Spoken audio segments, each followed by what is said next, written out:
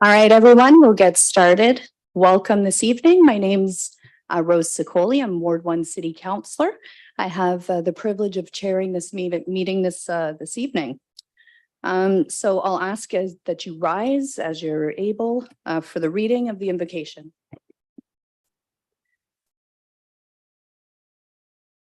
As we come together today, we recognize the great responsibilities laid upon us.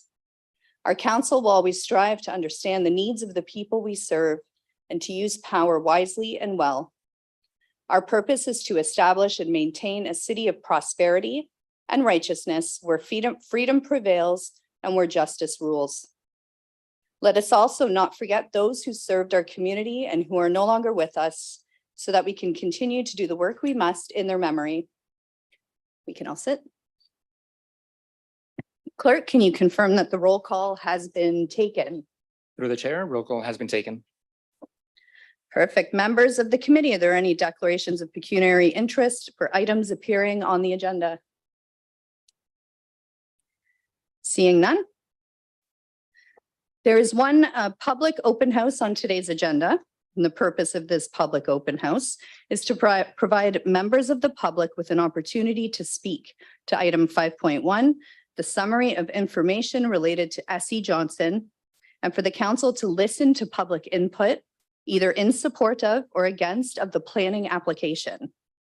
The name of anyone who speaks tonight will appear within the meeting minutes. Anyone wishing notice of any further proceedings regarding the application should also provide their name and address to the clerk's office. We ask that members of the public in attendance today to speak to an item, please ensure that you add your contact information to the sign-in sheet located at the delegates table. And this evening, each delegate who wishing to speak will have 10 minutes, and that is inclusive of questions. So if there's any members of the public attending this meeting virtually, so anyone out there in virtual land, please use the raise hand function on the bottom of the screen. And now we're going to kick off this meeting. I'm going to invite Dan Pillis, General Manager and Executive Director of S.E. Johnson. And we have Lindsay Fries to appear before the committee. As a reminder, you can come up and we're going to sit. So we're going to exclusively use a Delegate A table here. And again, just a reminder that you'll both combined have 10 minutes inclusive of questions for your presentation. Great. And the floor is yours. No, when it's red. There we go. All right. All right. Good evening, Mayor Davis, Councillor Sicoli, and members of City Council. I want to start by thanking you for organizing tonight's public open house and giving community members an opportunity to speak on the potential rezoning of the property at 58 Morel Street. As mentioned, my name is Dan Pillis. I'm the General Manager for S.E. Johnson Canada, and I lead the business here in the Brantford community. S.E. Johnson has a long and proud history here in Brantford. We recently celebrated our 100-year anniversary operating this community, and throughout that time, we've been good employers and good community citizens. Our SEJ people are actively engaged and involved in giving back throughout the community.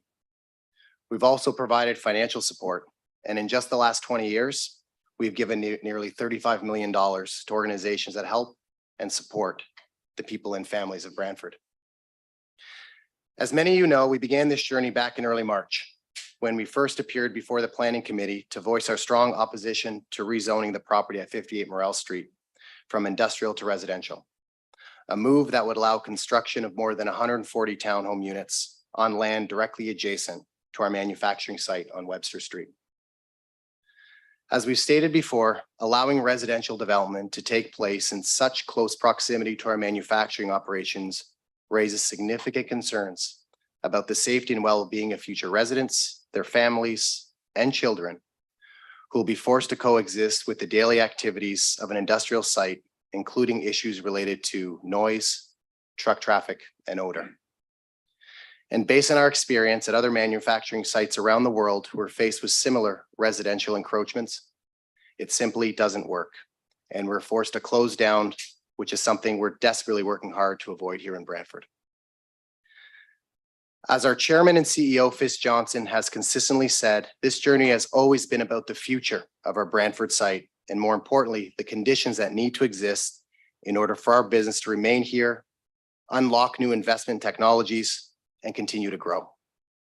And a critical requirement to securing the future viability of our operations in Brantford and the many jobs and families that it supports is stopping the proposed rezoning effort. In addition to our factory, we're also determining where to build or expand our distribution center for our products in Canada. And it currently makes sense to locate that close to our Brantford factory as it is today. This would represent a new investment of tens of millions of dollars that would create construction and permanent jobs. But if the future of our factory is uncertain, we would need to consider other locations for that investment. Throughout this period of uncertainty, we have kept an open dialogue with the city and the developer to find a solution that allow us to invest in our operations and grow our business. While those efforts haven't been successful to date, we remain committed to working together so we can continue contributing to the Brantford community that we have called home for more than 100 years. I also want to take a moment to thank the many community members who have reached out over the past few months to offer their support for SC Johnson and our operations here in Brantford. It has been heartwarming to hear the stories and impact that our organization has had on current and former employees, some of which are second or third generation employees, our suppliers, our business partners, and numerous charitable organizations from across the city. Many of them are with us here tonight or have submitted letters of support directly to the city as part of tonight's open house. On behalf of NC Johnson and all of our employees, I want to thank all of them for their tremendous support. I also want to thank Mayor Davis for sponsoring the recent resolution, which underscores the city's deep appreciation for our company's longstanding presence and commitment to the Brantford community, and also pledges to find ways to support our case as the appeal process moves forward with the Ontario Land Tribunal. With that in mind, we continue to encourage the city to seek status as a party to appeal proceedings so that you can fully participate in the process by appearing at the OLT hearing and supporting our position throughout. We look forward to working with you and other city and provincial government leaders to resolve this matter favorably and as quickly as possible at the OLT. In closing, again, I want to thank Mayor Davis and all the members of City Council for your continued support in keeping SC Johnson and our dedicated employees in Brantford for many more decades to come. Thank you. Thank you so much. Any questions from the committee? Seeing none. Thank you so much. Now, we do have one registrant that registered online, so I'm going to invite that individual, Sean McLeod. Sean is here. Perfect. You can, yep. What's that? I think we registered to speak separately. Lindsay was also going to speak. Oh, you registered to speak separately? Yeah. My apologies. Go ahead, Lindsay.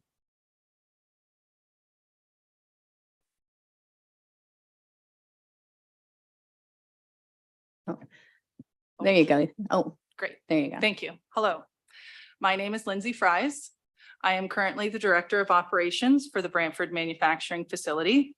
I am also very grateful for the turnout tonight to support SC Johnson, as I believe and have seen through my years of experience with this company that SC Johnson genuinely cares about the well-being and growth of not only their employees, but also the communities in which they operate. I have worked for SCJ for more than 17 years. I started in 2006 in an entry-level position on a 12-month maternity leave contract.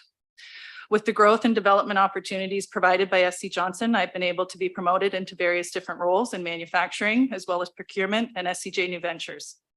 Very early on, I recognized that SC Johnson was a different type of employer that really valued their employees and put a big emphasis on growing and promoting from within. The opportunities provided by SC Johnson has enabled me to grow professionally, personally, and given me the ability to provide and care for my daughters as a single mom over the past several years. I have my own story, as do many of our employees, and I'd like to take this opportunity to share a story from another colleague on my team. His name is Jesse Robitaille, and he would like to share what SC Johnson means to him, to this community, and to people who live here. In the words of Jesse, I would never have predicted it, but 20 years ago, SC Johnson completely changed my life. My wife and I had just gotten engaged and were looking to start our lives together when I found out that I was losing my job at a local restaurant. I was caught off guard and devastated, thinking that I may never find a job again. I am blind with very little vision. And at the time, I didn't have very much experience and had just a high school education. I applied for jobs everywhere and got some interviews, but when we met in person, I believe the employers were overwhelmed and weren't sure how to accommodate me. That's at least how it felt at the time. I was terrified, frustrated, and incredibly depressed. I was so desperate that at one point I even took a job on a shredding truck where I almost lost a couple fingers. I think that period of time was the lowest I've felt in my entire life. I felt worthless, extremely embarrassed, and so badly needed someone to believe in me. I had previously done quite a bit of volunteer work with the Brant United Way and met some terrific connections during that time.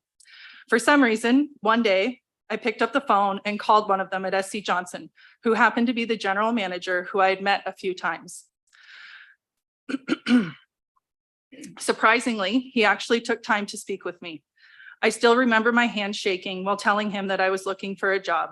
He told me to send him my resume, but I really didn't think I'd be lucky enough to actually have anything come from it. I continued to struggle looking for work, but in the meantime, I didn't know that SC Johnson was still thinking of me and they were trying to find the right fit for both of us.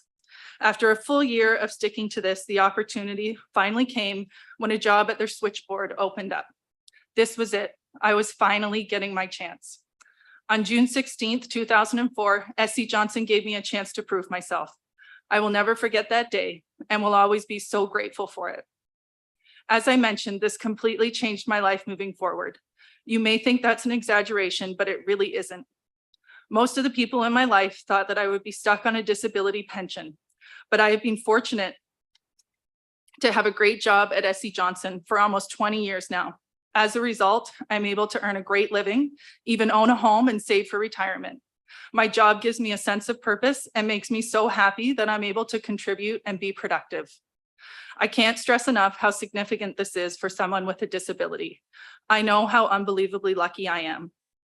While I've been employed with them, I've actually had 2 promotions and obtained my college business diploma, which SCJ funded. I can honestly tell you that these are 2 things I thought I'd never accomplish. And I know it all happened because they gave me a chance. They would tell you it's because I worked hard, but I know it all started with them believing in me. That's the kind of amazing company this is, and what makes them so special and sets them apart from so many other businesses. They have a heart and care about their employees' families, and the communities where they're established. I know this is just my story, but I hope that it shows you what kind of company this is. Many people in Brantford have been touched by this company over the years, whether they know it or not. Can you imagine how many people have been impacted by this company's generosity? One of the best parts of my job here is that I've had the privilege to be on our community enrichment team, where I get to participate in making donations to local hospitals and charities. What an unbelievable experience that is.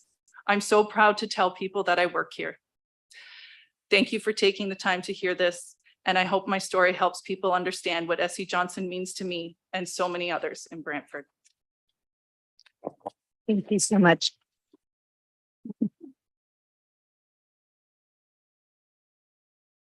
Any questions from committee? Councillor Hunt. I want you to give my personal thanks to Jesse for that story. And as we recognize National Disability Awareness Employment Month here in Canada, in fact, the City Hall is going to be lit on Thursday in recognition of that. And so on top of all of the work that we are very well aware of that SC Johnson has done for our community, the fact that you also embrace inclusive hiring practices and have someone like Jesse who's got a story to tell as a person with a disability who's employed with your company, that really rings true to my heart. So thank you for bringing forward his story, and my thanks to Jesse for being willing to tell his story. Thank you. Thank you so much, Councillor Hunt. All right, seeing no further questions from committee, I'll invite you to take your seat. Thank you so much. And I can see Mr. McLeod's on the ball and already making his way up. So perfect. Thank you. Yeah, we're going to exclusively use delegate table A. All right, you know the drill, 10 minutes. That's inclusive of questions from us, okay?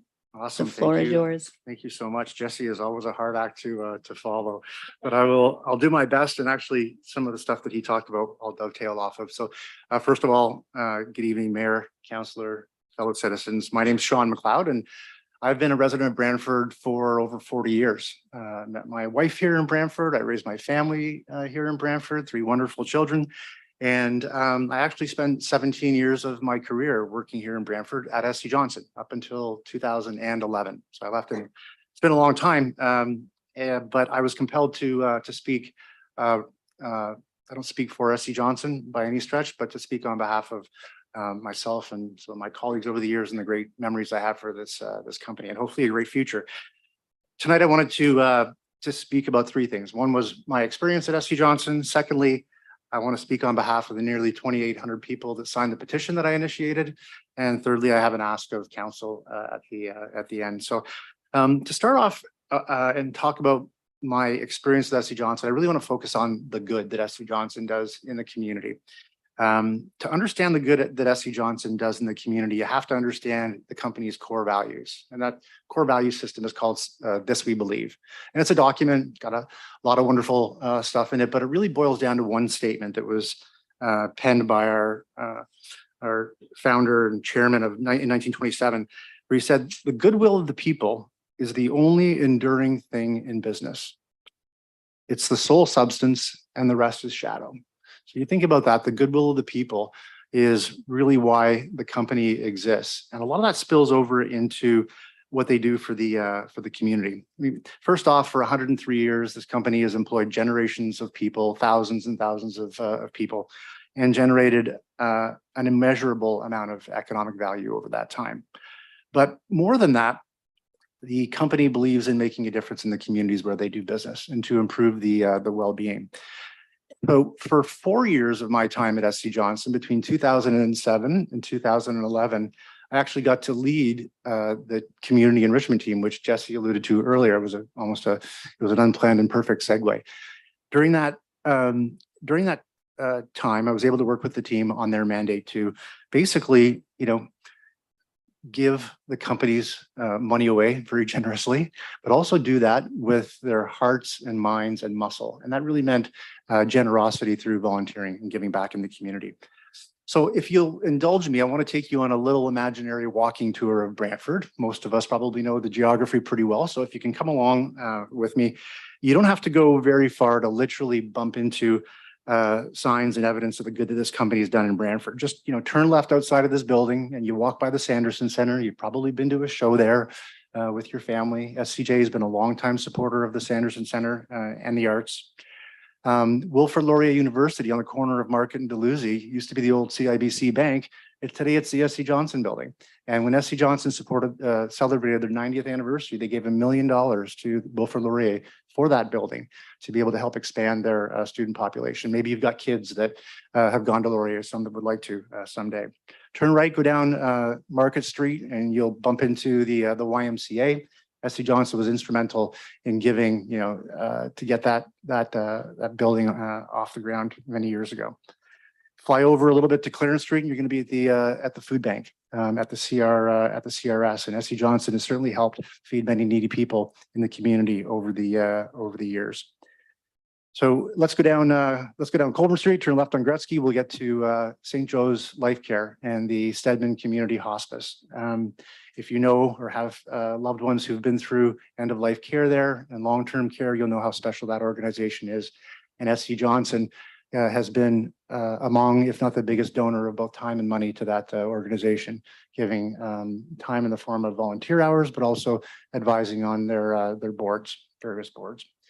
If you, since we're on the topic of healthcare, let's go over to the BGH. If you've ever been for an MRI or a CT scan, you've been in the SC Johnson imaging department. And if you know anybody or yourself have to receive dialysis, you have been to the SC Johnson dialysis clinic. So head down the hill from St. Paul to towards W. Ross McDonald, and for many years, SC Johnson has given to support CNIB and the W. Ross McDonald School. We'll keep going down to Morel Street, not to 58, but to where the United Way office is on Morel Street. And SC Johnson has been the biggest donor to the United Way for many, many, many years. 90+% of the employees give of their paycheck every week. At least they did when I was there, and I think it's still pretty darn close to that. And the United Way is, as you know, an amazing organization, and its member agencies get a lot of help from the donations. SC Johnson gives a lot by way of volunteerism to the United Way. And in fact, the general manager that Jesse was referring to was my boss back in 2002, I think it was. He was the chairman of the United Way campaign, and he was able to start the United Way giant warehouse sale that to this date has given $3 million+ to the community. So you can see that SC Johnson has indelibly etched its mark on this community in terms of what it believes and its core values. So I guess I'll go on one last stop. We can go down to Waterworks Park, get on the SC Johnson trails. They've been big givers to the Grand River Conservation Authority for many years. We'll take a quick flight down to the Gilkison Flats and near Stinson Street, where they funded the building of 3 Habitat for Humanity homes. And I remember dozens and dozens of people in this room that I see now after all these years where they're cutting boards and swinging hammers. So an immeasurable amount of good that has been done. So you could see, as a proud employee, albeit 12 years removed, I was compelled when I saw what was going on with the potential rezoning of the land at 58 Morel Street. And I was compelled to start a petition. And so tonight, although there are not 2,800 people here in the room with us, there are 2,800 signatures on that petition that are with all of us today in helping keep the zoning as industrial. So I thank you for the time tonight. I want to close really with a thank you and an ask. I'll say thank you to Mayor Davis for bringing the resolution. I started the petition on August 24th to ask the council and yourself to give your unending support and leverage all your powers to be able to help SC Johnson. And I see you very much began to do that with the resolution and then the unanimous support from council. So I'm excited about the possibilities. The tribunal is far above my experience or pay grade. I don't know what to expect, but my question for you is, what do you think our chances are at the tribunal? And if it's anything less than 100, which I'm sure it is, what else can we do? What else can this community do to ensure that we're successful when we go to the land tribunal? Thank you. Don't move just yet. There might be a question. All right. You're spared. I'll ask you to return back to your seat. And thank you so much for coming out.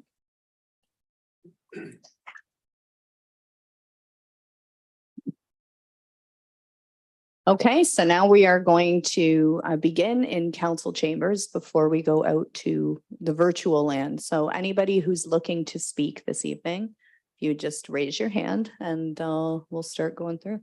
I saw that hand shoot up real there. Yeah, right there. Oh, this is serious. He's taking his coat off. All right.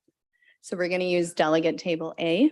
And just a reminder, anybody who is going to be speaking, make sure that you state your name and your mailing address for the record, please. Good evening, council. My name is Ethan Brooks. I live at 6 Cecil Avenue, Brantford, Ontario.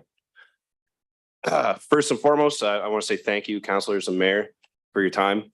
As I said, my name is Ethan Brooks. I've come here tonight to speak to my story as a lifelong citizen of Brantford and as a 4th-generation employee of SC Johnson. SC Johnson has been part of my family since my great-grandfather found employment after the Second World War, giving him an opportunity to find employment in this great community and raise his children. My grandfather worked his entire life for SC Johnson and held the company and its values in the highest regards. A true Johnson man. I can still remember him forcing us to sit through every Glade or House commercial on TV, stressing its importance as SC Johnson provided the opportunity for our family to have a good life and comfort that others didn't always get. My father, Russ, who's here with me tonight, worked at 1 Webster Street as an employee of SC Johnson for 41 years, retiring not too long ago. And how many people can speak to working for one company for over 4 decades? Defining moments of my youth were partially made possible due to the benefits that SC Johnson offered my family. Christmas parties, summers at the company's cottages, community events, canoe trips down the Grand. I'm sure many more opportunities I didn't even realize were available to me due to my father's employment with SEJ. Council, you may notice I'm wearing two things proudly on my chest tonight. The first is my campaign star from Afghanistan, awarded me for executing my duty in service to Canada and its citizens. The second is the logo of SE Johnson on my shirt. I bring these to your attention to tell a story of how SE Johnson has continued to invest in the citizens and community of Brantford. When I returned home from Afghanistan and I finished my time in the forces, I approached Veterans Affairs for assistance in returning to school. I was denied this assistance. It was SE Johnson that employed me through their Sons and Daughters program while I finished college, giving me the opportunity to seek higher education without taking on student debt.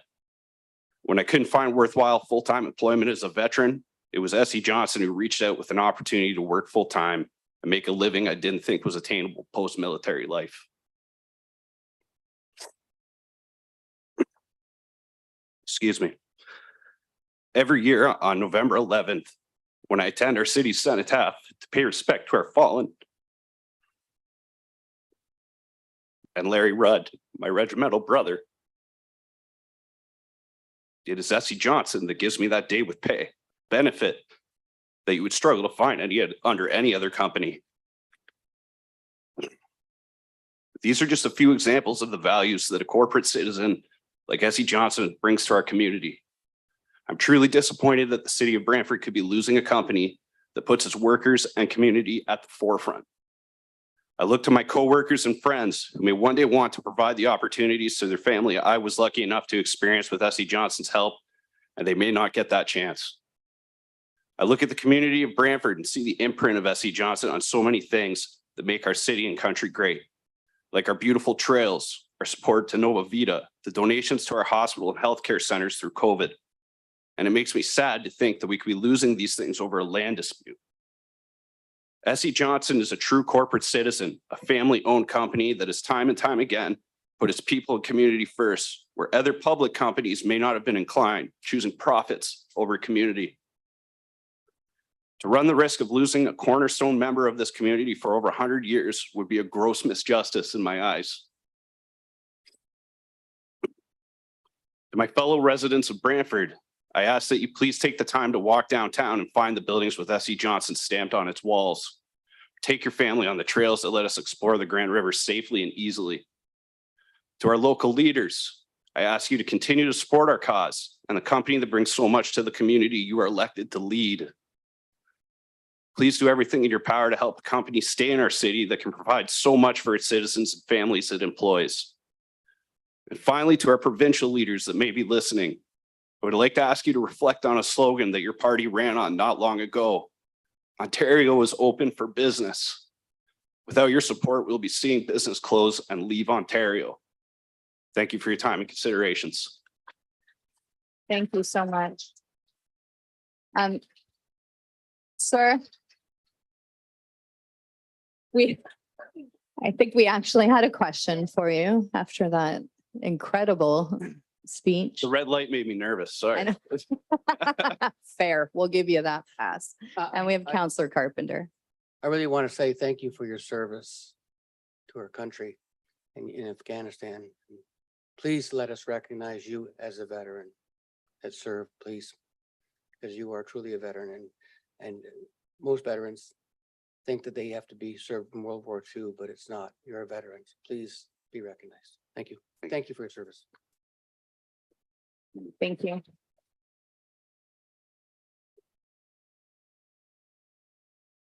Do we have, oh, you're on, you knew what I was gonna ask, sir. Sir in the back. So we're gonna use delegate table A, and I'm gonna get you to state your name and your address.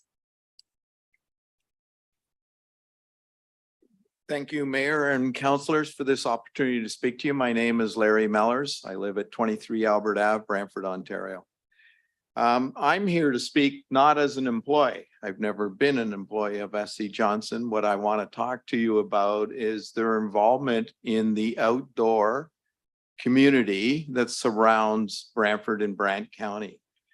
I've been involved with SC Johnson for a long time in getting money. This will be my 43rd year at teaching aquatic renewal to Pauline Johnson High School students. Every year, every week, their grade 11 class joins me on a cold water tributary of the Grand River watershed.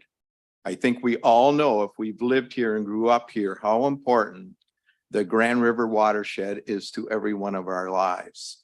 So just to give you some examples of what they've done over the years, I'm going to talk about the Exceptional Waters Reach from Paris to Brantford on the Grand River watershed. What is Exceptional Waters? It's a community-based management approach to managing the river and its corridor, not just the water, the whole corridor. So we had an access management plan, which cost $75,000, which SC Johnson funded. That allowed us to increase the access and the quality of Bean Park in Paris, Brant Park Conservation Area.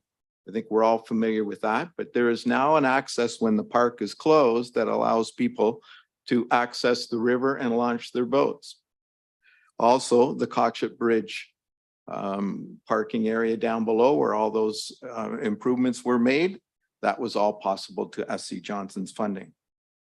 Now we look at habitat analysis. Just to give you a little bit of background about myself, I am a volunteer chairing 30 committees in this province about fish and water.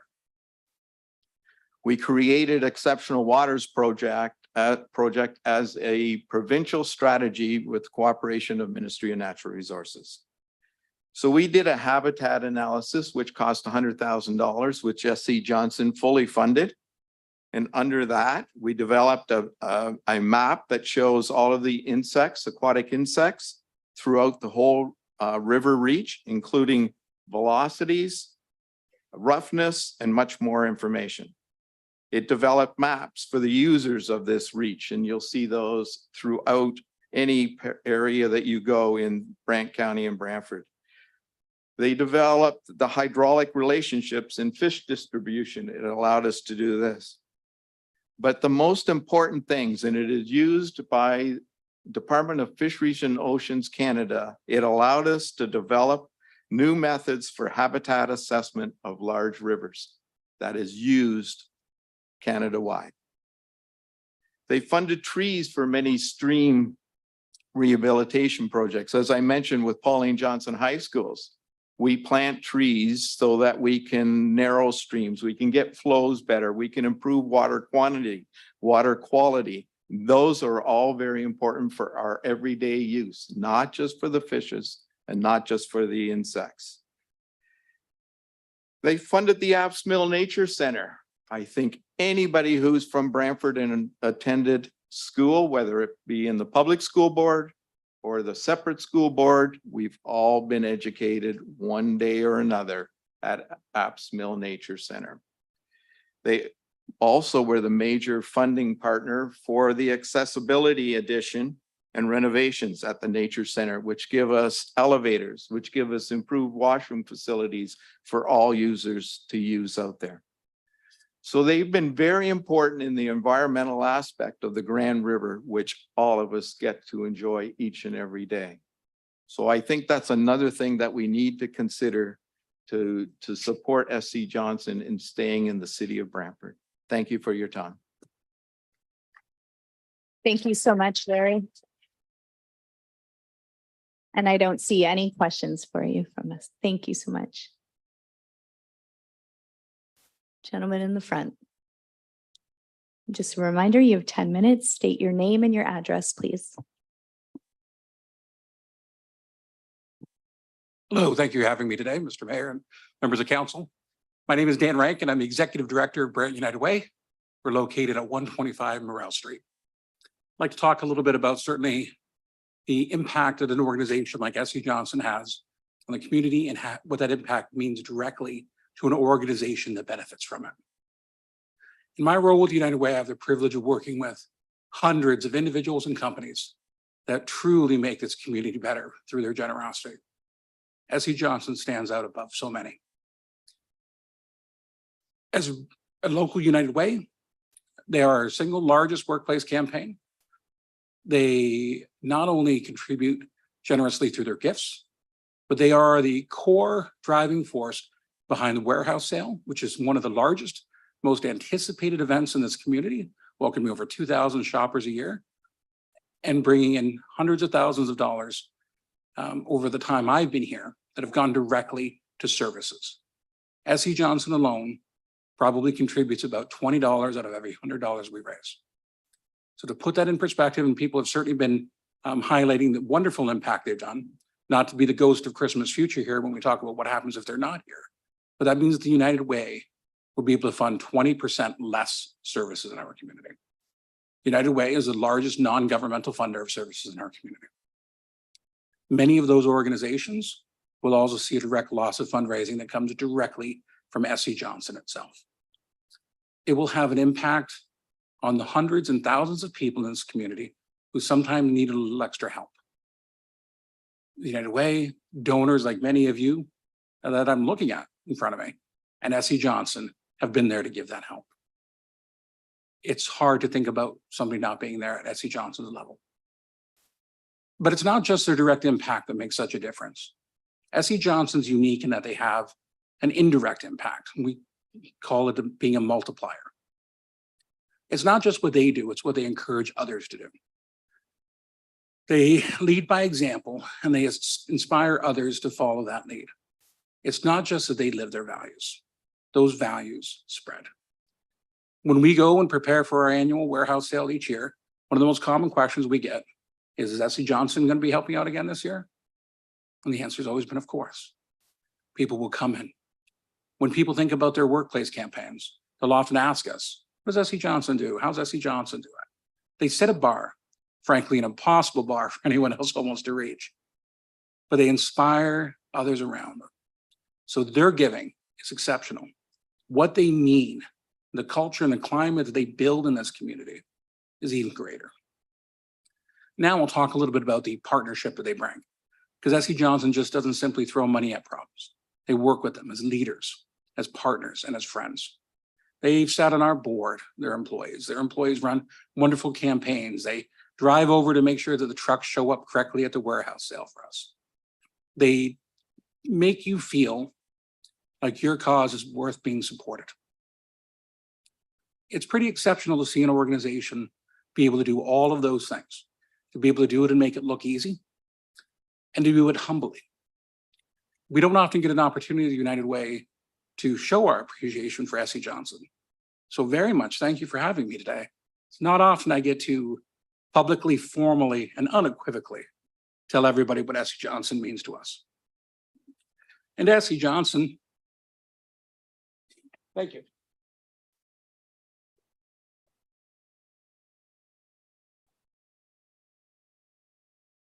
Somebody referenced earlier their belief, this I believe.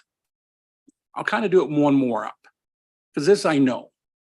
I know there is almost no better friend to the United Way than SE Johnson. And we are better as a community, but we're certainly better as an organization with them here. So thank you. Thank you so much. We do have one question for you from committee. We have Councillor Hunt. Dan, thank you so much for coming. I wanted to just to circle back on your 20% reduction of funding for services. Not 2 weeks ago, we sat here and listened to a number of services that provide much needed services for victims of domestic violence, and gender-based violence. And those agencies, we all heard, are struggling. They're struggling with their budgets. And I'm sure what we're also looking at is, should those services be agencies that are funded by United Way, they are going to be further impacted by a reduction in funding if their United Way funding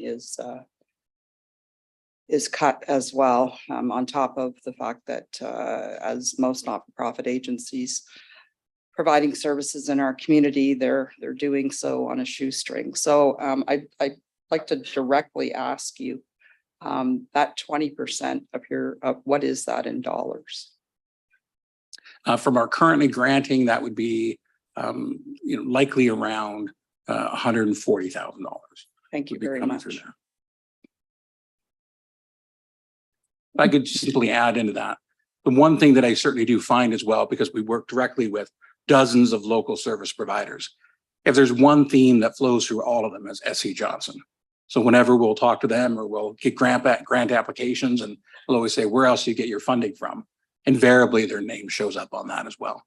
So we see that sort of double impact, or again, back to that multiplier impact. Sorry, thank you. And thank you for all the work you do as well. Thanks. Thank you so much. Perfect. Thank you all. Thank you. Okay.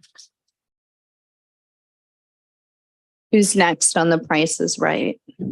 Anyone? Oh, I see, like, let's go way back, play. Oh, okay. Or you come on up. Sure.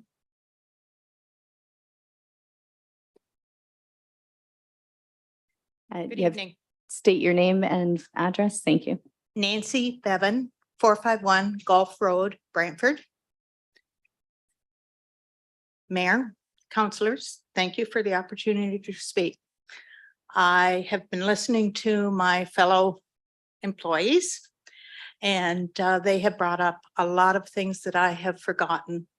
So bear with me. I am not a public speaker. And so I'm going to carry on. I would like to comment on the positive impact SC Johnson companies have not only for Brantford, Ontario, Canada, USA, but the world. Johnson's is not only a fantastic place to work, but the philosophy of the companies around the world is to give back to the communities in which they operate. The city of Brantford is fortunate to have SC Johnson and Son Limited located in this wonderful city. The city of Brantford and surrounding communities have benefited in many ways from donations for state-of-the-art medical equipment. Brantford is a fairly small community, and for the Brantford General to have a dialysis unit, an MRI machine that saves hours of time of patients traveling to other facilities to get their treatment. I have personally used the CAT scan and the much gentler mammogram machine, just to name a few. Homedale has the Costain Johnson Community Center. SC Johnson insisted that Costain be listed first in the name of the center to continue to honor Thomas B. Costain, a famous Canadian journalist. This center houses a daycare center, meeting rooms, small gym, and also has a lovely park, all for the community. Many citizens have walked the beautiful Johnson trails.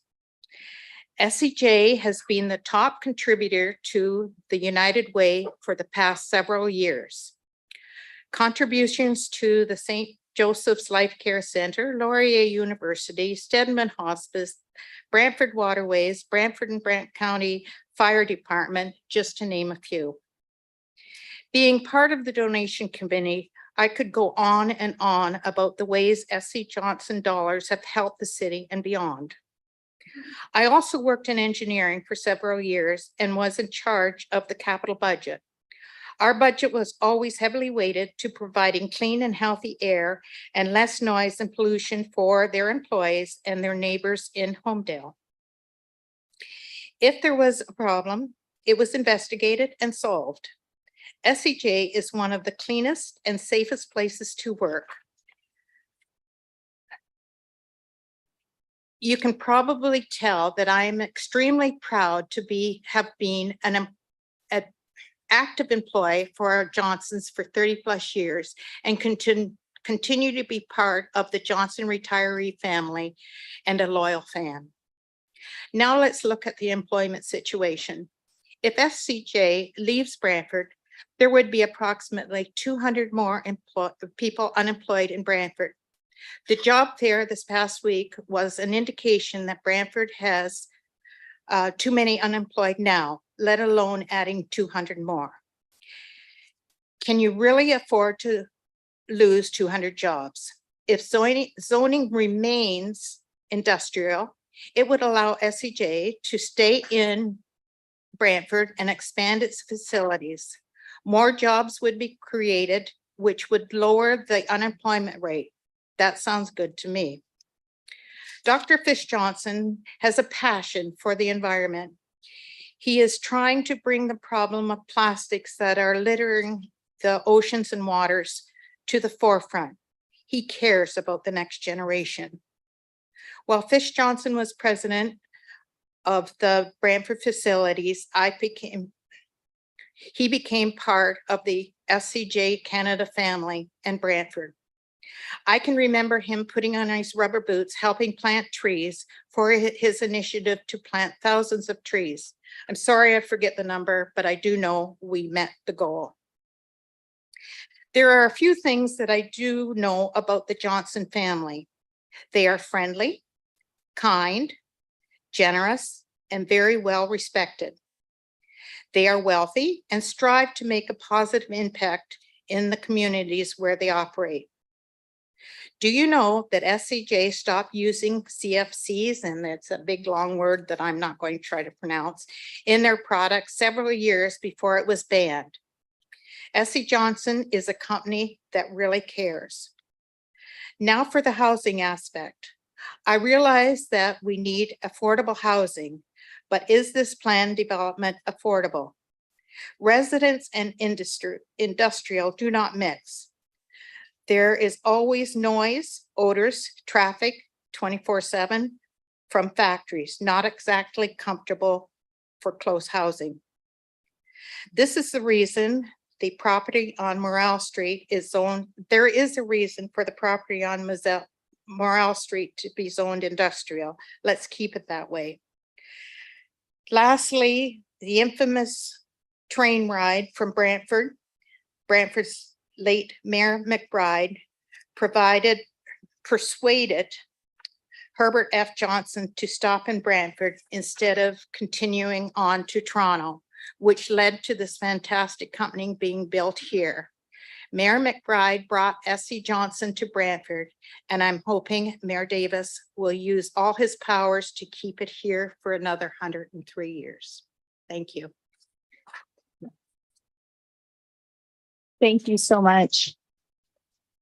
I don't see any questions for you from the committee. No questions. Thank you.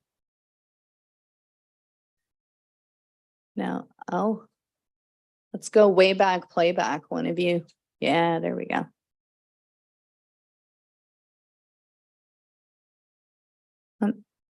Sorry, sir, I have these individuals coming up here.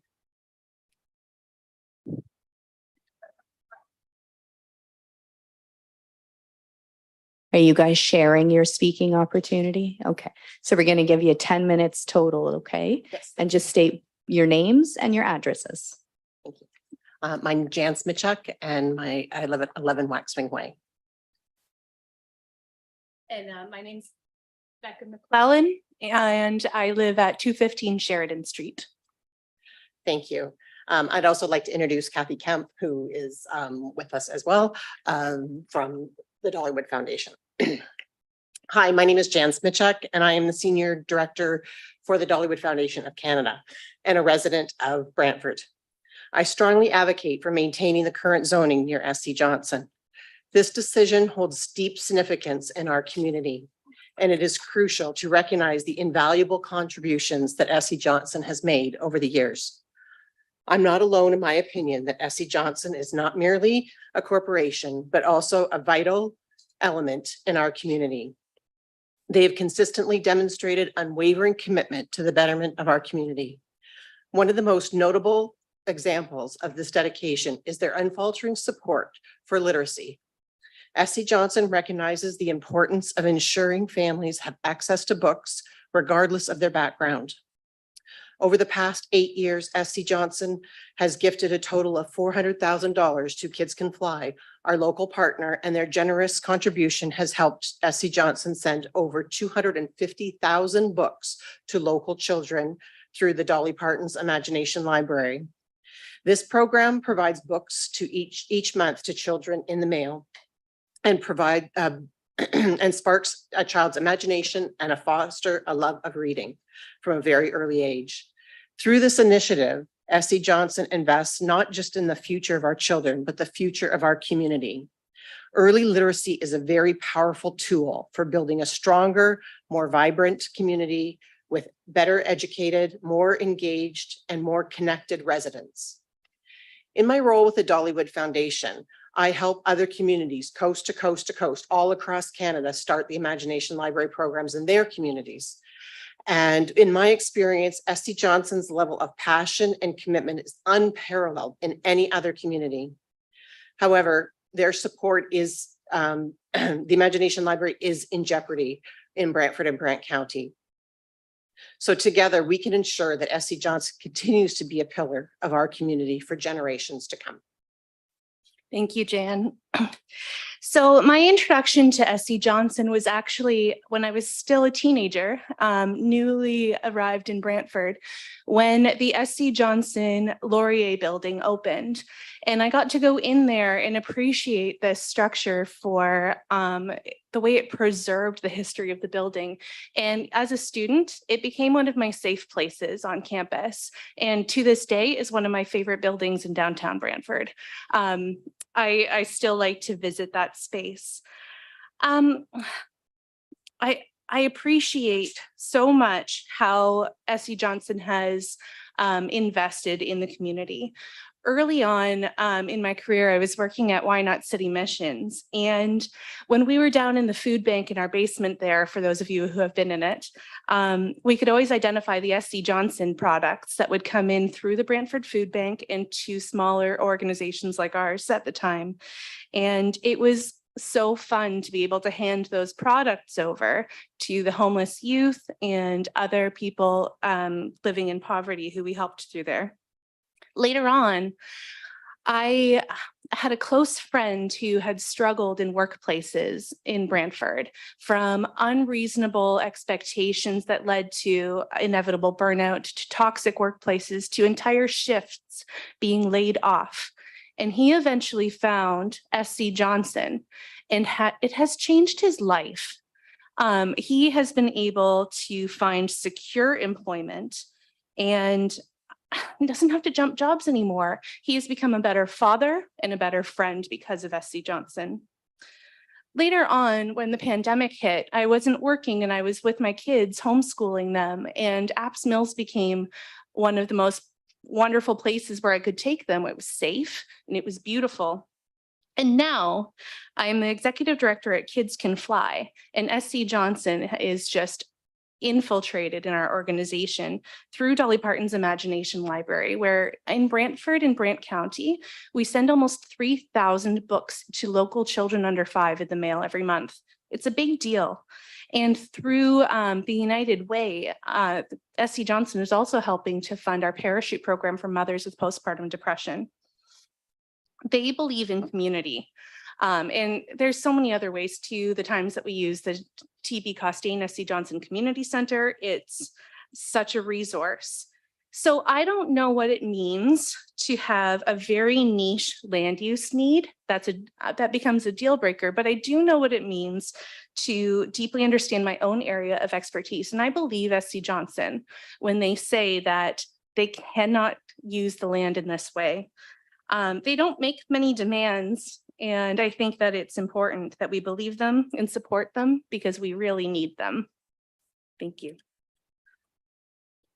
Thank you so much, Becca. I don't see any questions for you from committee. Thank you so much. Thank you. Now, there was a gentleman who jumped up and started walking over here. Where are you? There you are.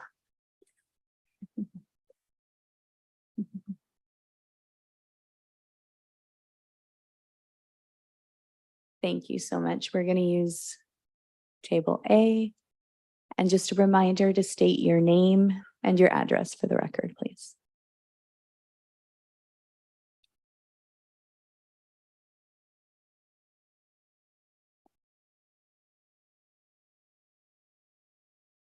Mayor, councilors, thank you for the opportunity to speak. My name is Tom Raby. I live at 12 Hackney Ridge. I am an SC Johnson retiree after 22 years of service in quality assurance and manufacturing. Been a resident and taxpayer of Ward 4 since 1995.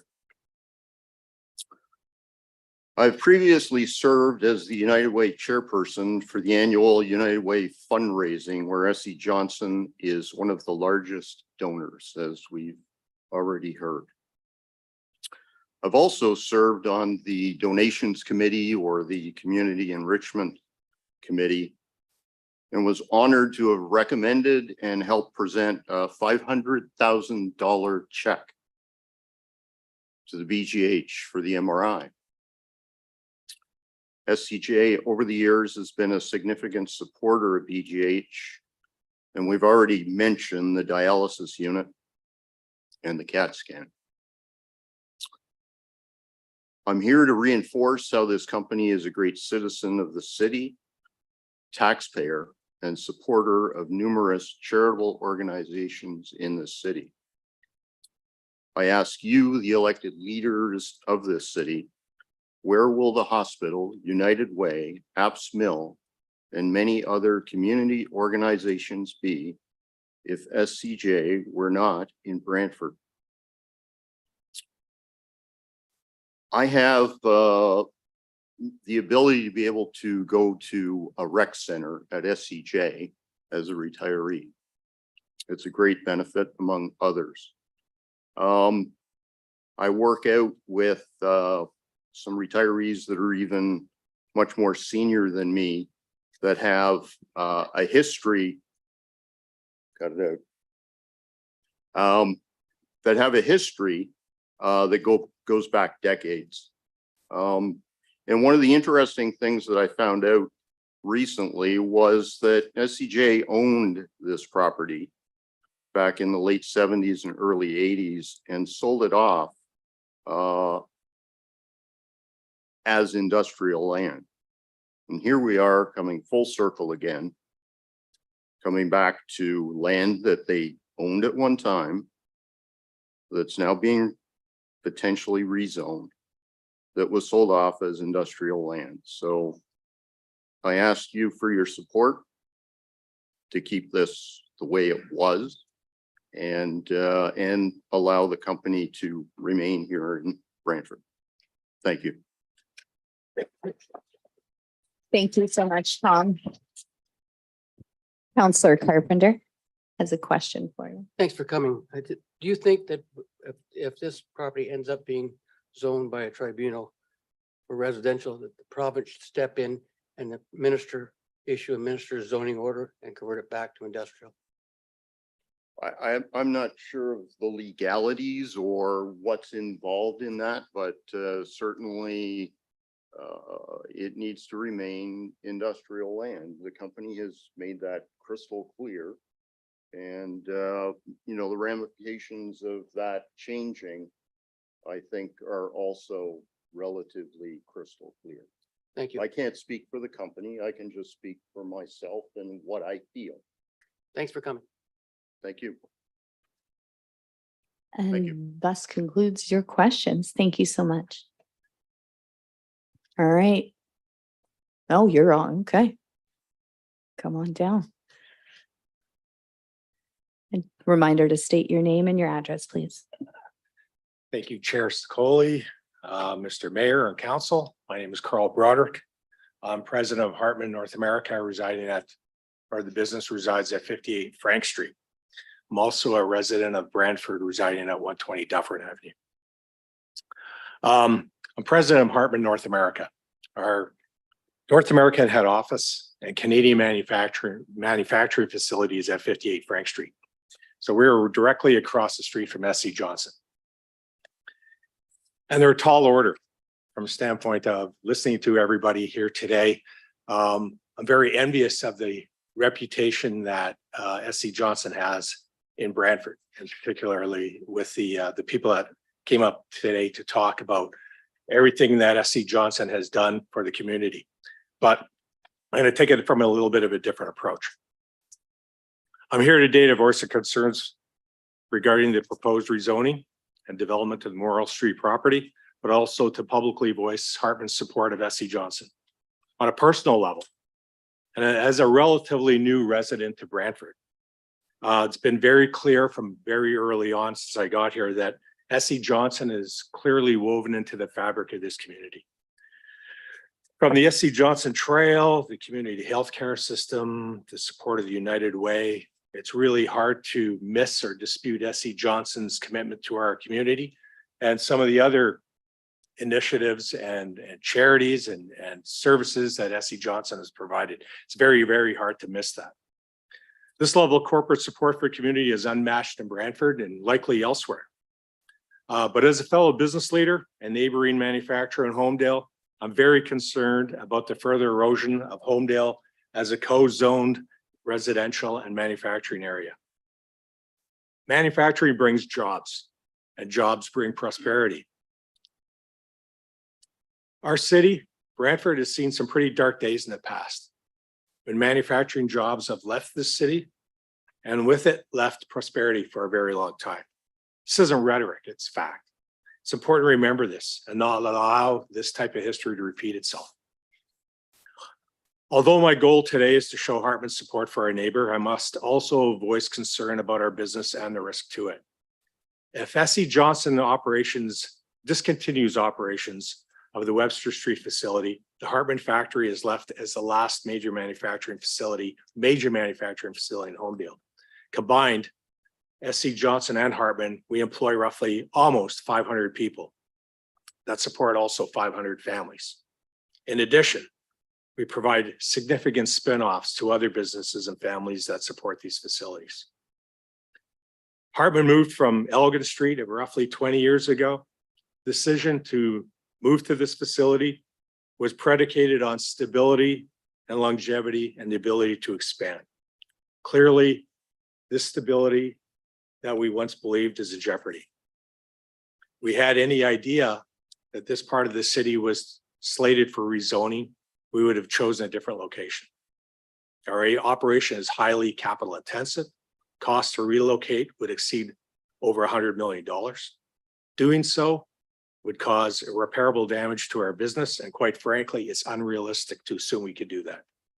I can't stress enough how important it is to protect industries like SC Johnson. I urge the community and council to take a very active role in making sure that we don't unwind the fabric of this community that SC Johnson has worked so hard to establish over the years. Thank you for your support and thank you for your time today to let me voice our concerns. Thank you so much, Carl. I don't see any questions for you from committee, so I'll invite you to take your seat and we'll. Thank you so much. All right. First hand to go up. Right over here. Let's save the ocean together. Come on up. Reminder to state your name and your address, please. Tracy Hayes, 35 Sherry Lane. I would like to thank the council for hearing me out. I had no plan on coming here and speaking, just so you know. But I have a hard time sitting there, even imagining that this could happen.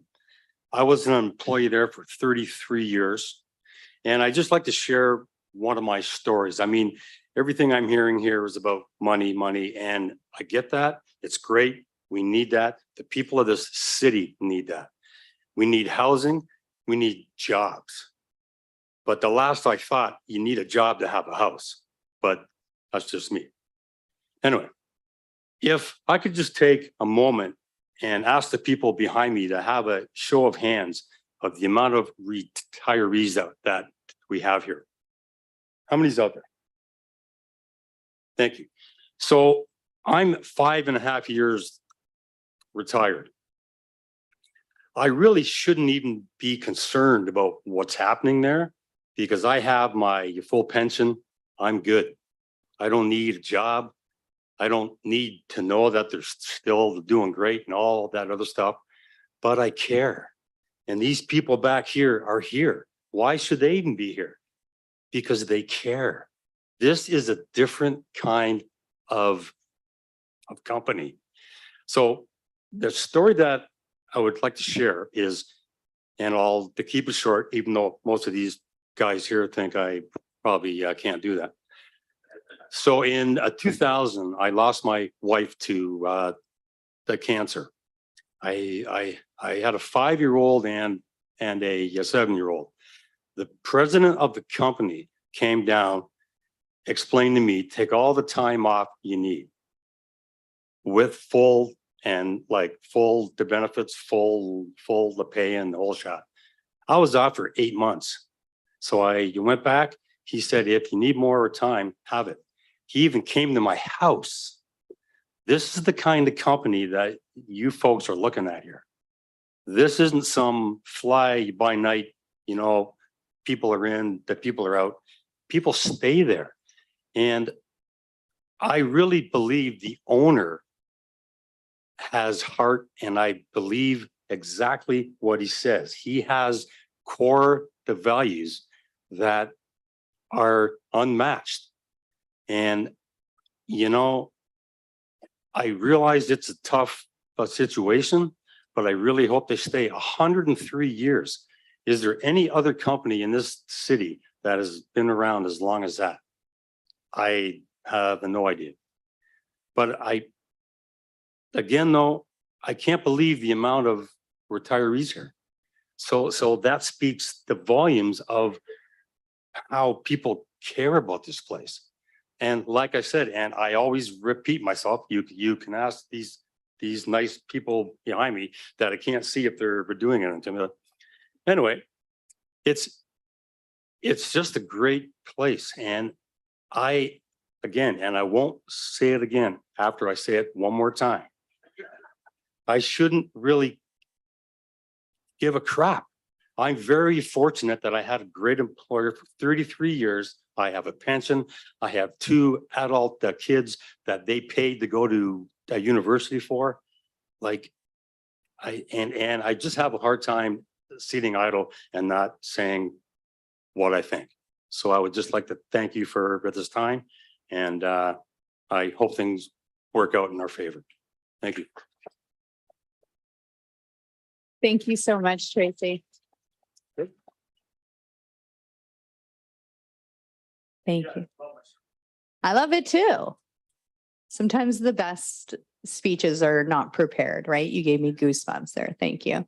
Do we have any other speakers in the house? Oh, right over here. And we'll state your name and your address, please. Sure. My name is Samantha Rossi, and I live on 91 Alexander Drive. So not only do I work for SC Johnson, but I'm also part of the Homedale community. Today, I'm here representing our off-shift employees who are still in production this evening. Some of you may know that the off-shift is not the most favorable choice of shift to work for manufacturing. So for lower seniority people like myself or newer employees, that's the shift that we work. And we also have very strong feelings and concerns with what is going on. I have the honor of speaking on behalf of all of my teammates today, and I will start with a glance at my personal standing, how I became a Johnson, and also a member of the Homedale community. So I grew up in Brantford, and anyone that's lived in Brantford knows about SC Johnson. That's quite clear from what everyone has said here today. Whether you've used the trails, one of my favorites, or you've come here for university, college, I've met a lot of my friends here, even though they might not be from Brantford, but have attended colleges here, or even have visited the BGH, which again, from everything I'm hearing tonight, this is also news to me. The history here it's uncomparable to anywhere else that I've ever heard of working for or anything else. SC Johnson is known to be a pivotal part of community, and this goes again well before my time being in Brantford. Now, I started with SC Johnson in December of 2020 as a manpower contracted employee, so as a temp worker. COVID had pushed me out of my career. After I finished college, I was in the fitness and health industry, and COVID shut that down. No questions asked before I could even get started. I needed a job to make ends meet, living on my own. And like most, I had a few permanent positions here and there before Johnson, but with the reputation that this business holds, I was willing to take on that temp work and that instability that temp work brings. I could have gotten another permanent job at the time, but knowing and hearing, especially what I've heard today and my own personal standing from when I started, it is so worth it to be a temp. And then to work your way into Johnson with the internal hirings, the career opportunities, and moving forward to find your passion in whatever business industry may take you. Not only that, but I also found my people. I have never felt so supported, and the majority of people that I work with, I know their kids. I may have grown up with their kids. They respect me for who I am, which being my age demographic and in this workforce is difficult, I must say. So when I first got hired, I sat down with my team leads and I quickly discussed what potential growth opportunities I had here, what education opportunities, and Johnson blew my mind. I was not expecting to ever find a workplace that would sponsor my education and growing myself into an internal hire that above what I could expect of myself. The push and the drive and everything that Johnson has to offer is an ideal person coming into the workforce to contribute to our community and be a part of an amazing business. Not only does SUJ make an incredible career for myself, unfortunately now a potential career with the way things are going, but there is also the scholarships for employees' children, which down the road, I would love for my kids to be a new generation of Johnson.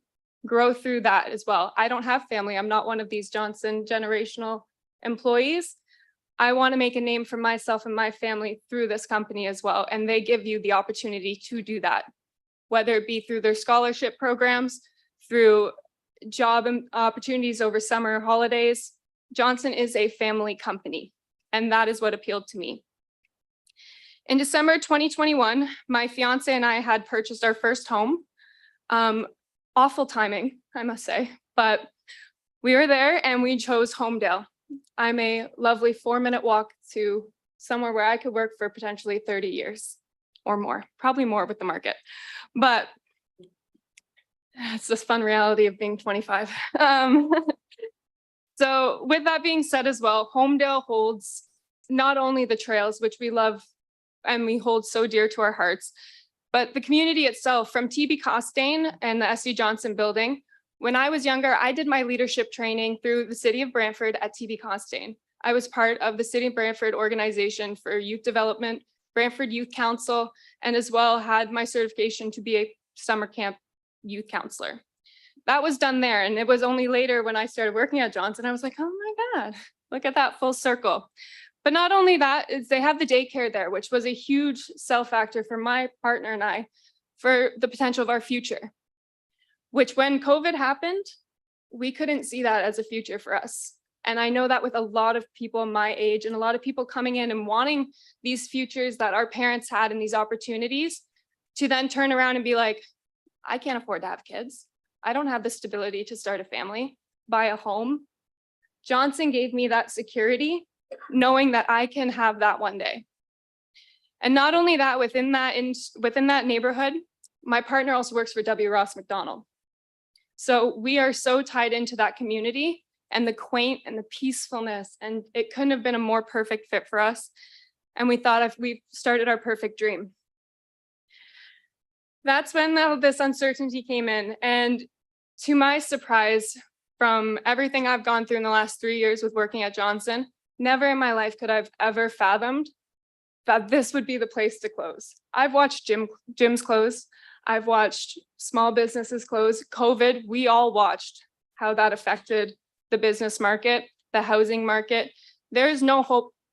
And I will say this flat out from my own opinion, there was very minimal to no hope for my generation coming into this workforce. And that was devastating. I went from a full college career to working in manufacturing, but it was the best thing that I ever did.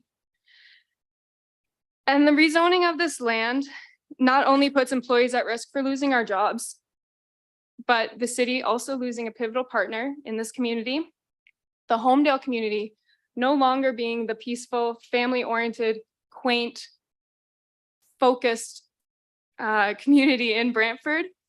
But we also have to factor in the reality of increased taxes, which is something I learned very quickly after buying a home.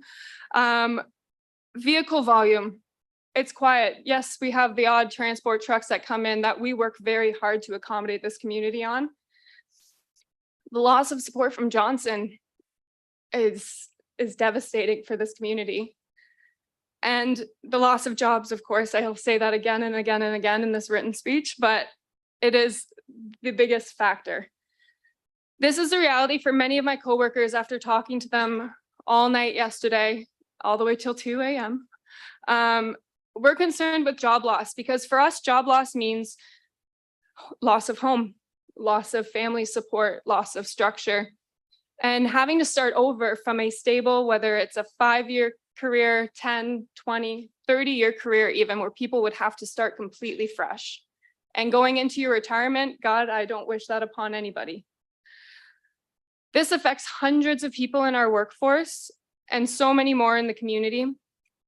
And as this being a chance for us to speak, we hope to protect the legacy that SC Johnson has brought to the city, our province, and even to our country. We are well known. So not only are we recognized as a recognized great place to work, but Homedale is also recognized as a great place to live. From the curling club, grew up doing that too. That one dropped that quick once we went to high school. But it is so pivotal from my own childhood, moving here when I was 7. And now I get to have the honor of starting my family down there too. The voices on our off shift align to exactly where I stand. Many, again, concerned with the loss of stability, the loss of job and community. And personally, it is very difficult for me to comprehend the benefit of 140 additional residences down there when we call it affordable housing. I have to laugh at that because as a 25-year-old, I can't swear here, but what is affordable housing? It doesn't exist. We're going to sell these for 800, 900K to who? Who has the jobs for that? We work at one of the best places in the world. Both my partner and I have phenomenal jobs. How are we supposed to do that? We can't. And I'm telling you right now, from a generational perspective, my generation cannot. This is not affordable and this is not beneficial to our community. Losing jobs, not beneficial. Creating jobs, beneficial.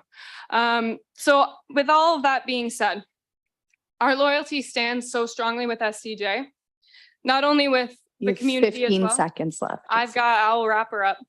But I am a rambler, I'm so sorry. But anyways, we all stand with Johnson, we stand with each other, and we stand alongside our leadership team, who thank you for accommodating me being here today and rambling, but as well as Fist Johnson. So thank you all our counselors, our mayor, everyone for hearing me out. And I hope this gives another perspective. Thank you so much for taking the time. Unfortunately, we don't have any time left for questions, so you get off easy there. Any further speakers in the chambers? Way at the back there.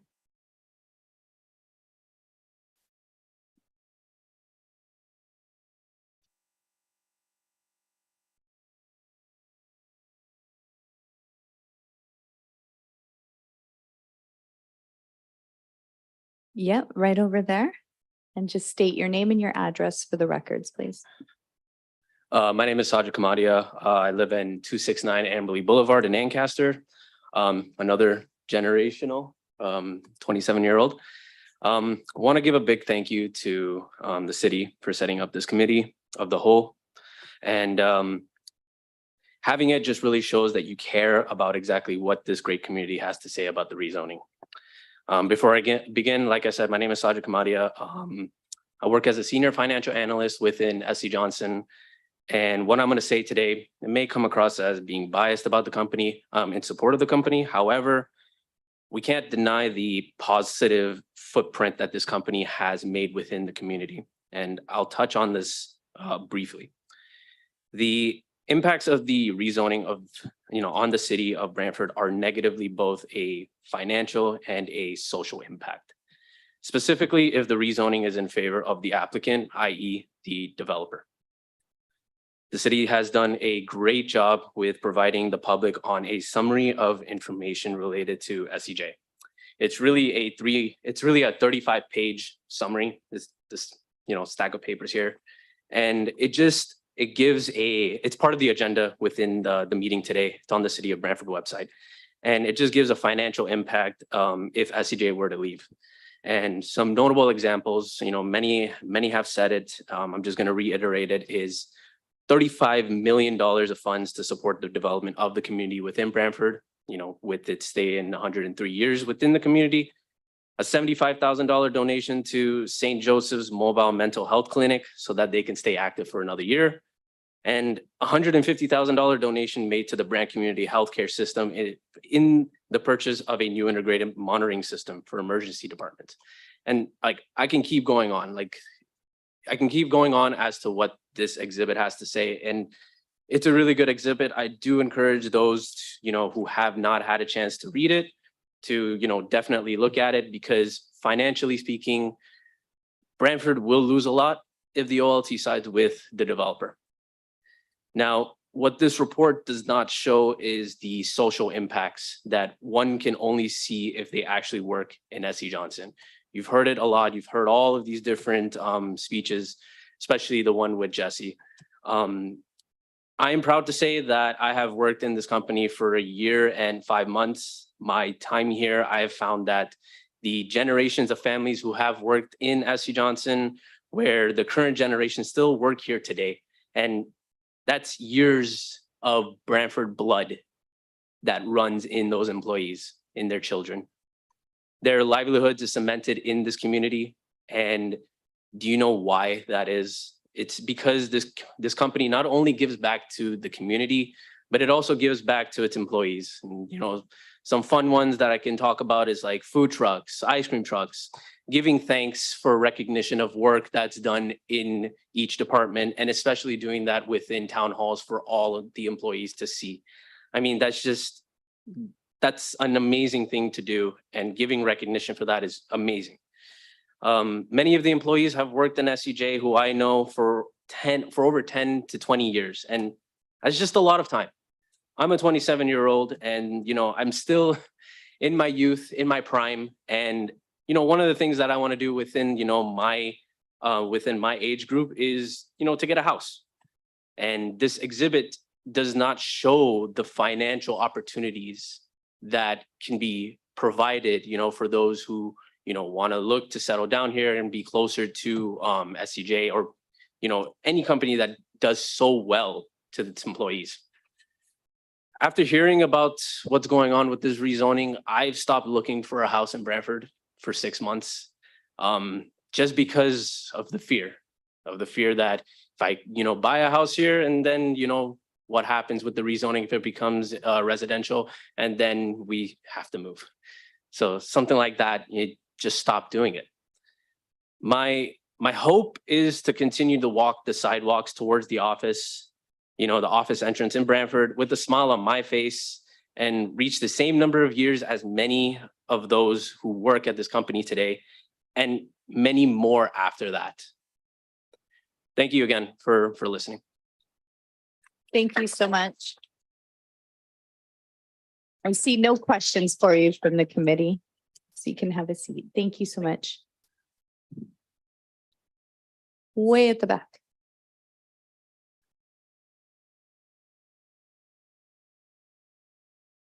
You have 10 minutes, and make sure you stay.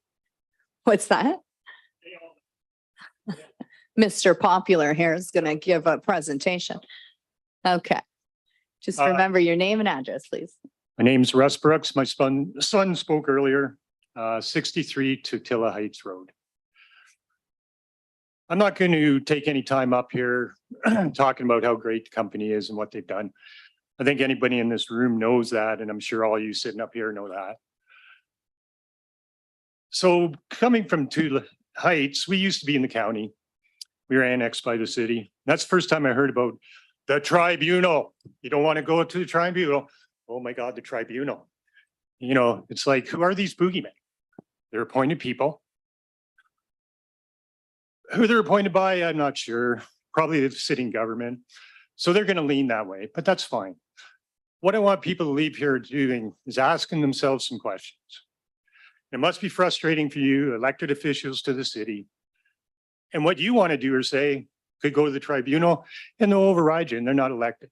As the provincial member of parliament might also have to say that I can't really influence these people, but everybody seems so afraid of them and what they're going to do, the tribunal. So I guess I would ask people to think after tonight, why is it 3 people appointed by a government can tell elected officials and the people it impacts what to do? And why is everyone so afraid of them?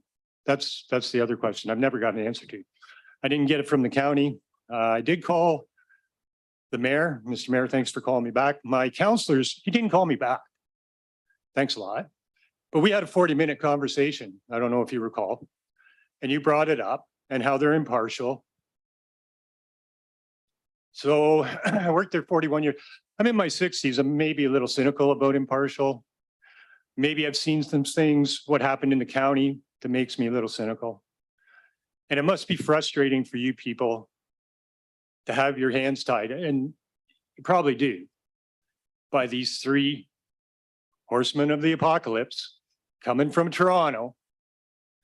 And I would ask my member of parliament, who is a conservative, what's more important to this government, jobs or housing, when this city has achieved, I heard, I could be wrong, you guys can correct me anytime, gone to 170% of what the province wanted them to do for housing?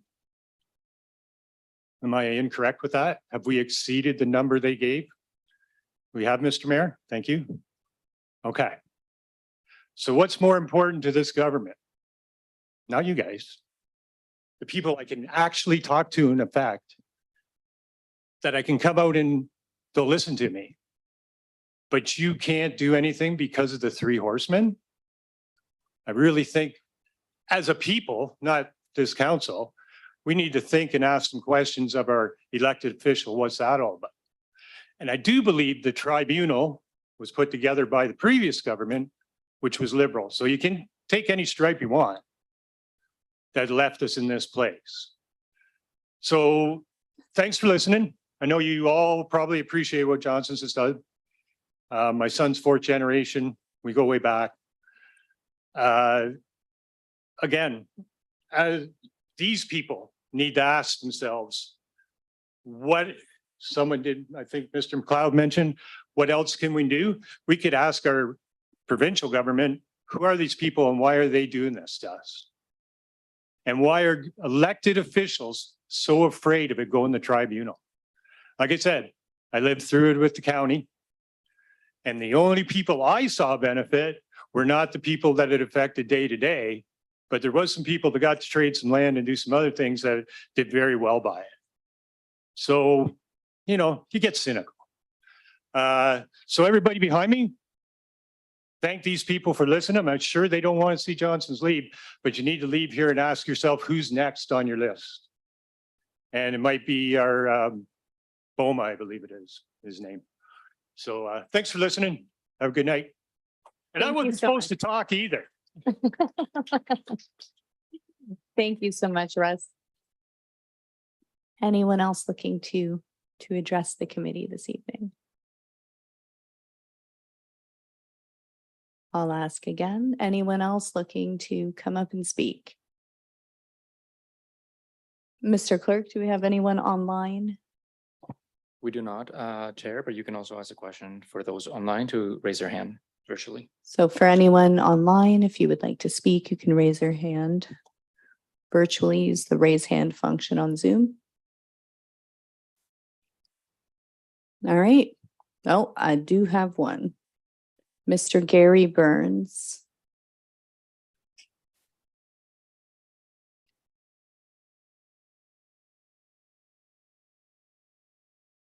It is hard for me to imagine Brantford without Johnson's wax. Thank you. Short and sweet, a man of my own heart. Thank you. All right, so seeing no further speakers, we are going to move into the next part of our agenda, which is our items for consideration. So we have item 5.1, which is the summary of information related to SC Johnson financial impact unknown. So I will need, I believe we have Councillor Caputo is going to move this. So can I get you to move this, state your seconder, and read the resolution, please? Thank you, Mrs. Chair. Moved by myself, seconded by my ward mate, Councillor Sluss, that report 2023-581 entitled Summary of Information Related to SC Johnson be received, and that B, that staff be directed to retain an external lawyer and external planner to represent the city at the Ontario Land Tribunal appeal of the property owner of 58 Morel Street, and that the fees for external services be funded from the corporate contingency reserve RFO 554, and that C, that staff be directed to include a copy of the report 2023-581 and the additional communications referred in this report to the Ontario Land Tribunal as part of the city's filings. And if I can, I'd like to speak to this for a sec. Thank you, everyone, for being here tonight. We, as a group, are also in full support of ensuring that we do everything within our power to ensure, and I've stated this about SC Johnson in the past, and I'll state it again, we're talking about a world-class employer. And listening to all of you tonight and listening to what this company brings to its people, to the community, I've never heard before. I applaud you. I thank you.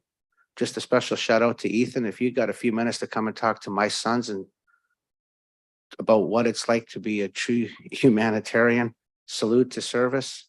That was a wonderful presentation that you made. Folks, we are doing everything in our power, and I hope that staff can get this move forward so that we have an opportunity to ensure that we keep this company here for as long as we possibly can. Thanks. Terrific. And I do believe we have some amendments coming, but I'm going to see if anybody has any discussion on this.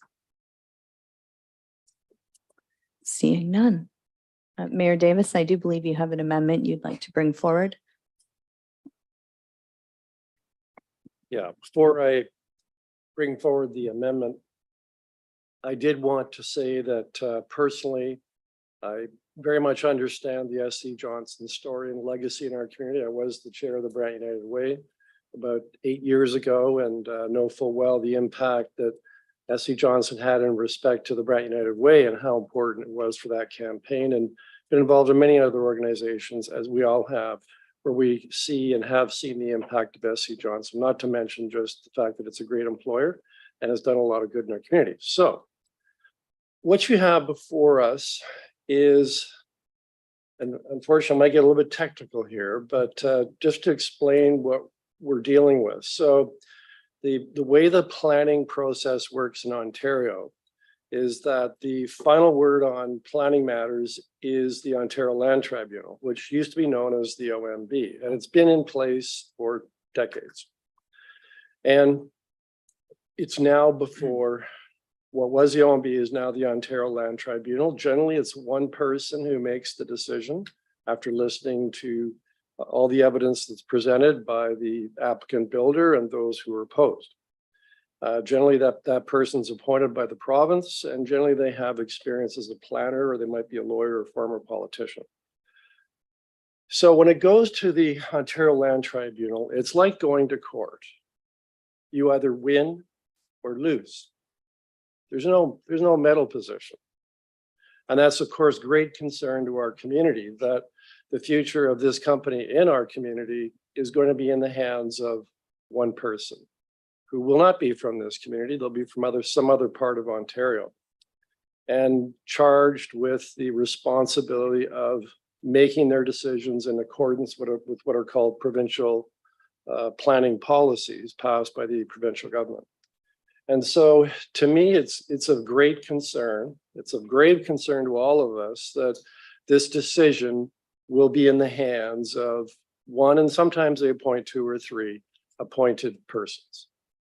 The decision will not be made based on what is best for our community, but what makes the most planning sense. We don't want that. We want to find an alternate method of resolving this. And that's what we have been working for here at City Hall, actually since back in the spring, trying to find some other way to resolve this. What the motion before you tonight is for council to hire a lawyer independent of the city, to hear from that lawyer in the middle of November to determine what we can do as a city and a council to support the position that S.E. Johnson will be expected to take at the tribunal. In other words, to shore up their case as best we can. But there's also another way to resolve this matter, and that's through a negotiated solution. Like I'm sure you've heard that lawsuits and things like this, they often get resolved through an agreement between those who are involved in whatever the matter is. That is what I've been working on, using my decades-long experience as a lawyer, as a litigation lawyer. I have had experience in thousands of cases of going to court and how to resolve these cases. And in this case, we have the builder and we have S.E. Johnson that has said they would like to see that happen, to try and explore as fully as possible what options there are for the builder to build somewhere else and for S.E. Johnson to own this property so they can control what happens with it. And there is a process that the province can use in very unusual situations where they appoint what's called a facilitator. And a facilitator is like a mediator, although they have some very unusual powers to help the parties arrive at a settlement, a win-win solution, like a win-win for everybody. So that's what I've been working on in this council.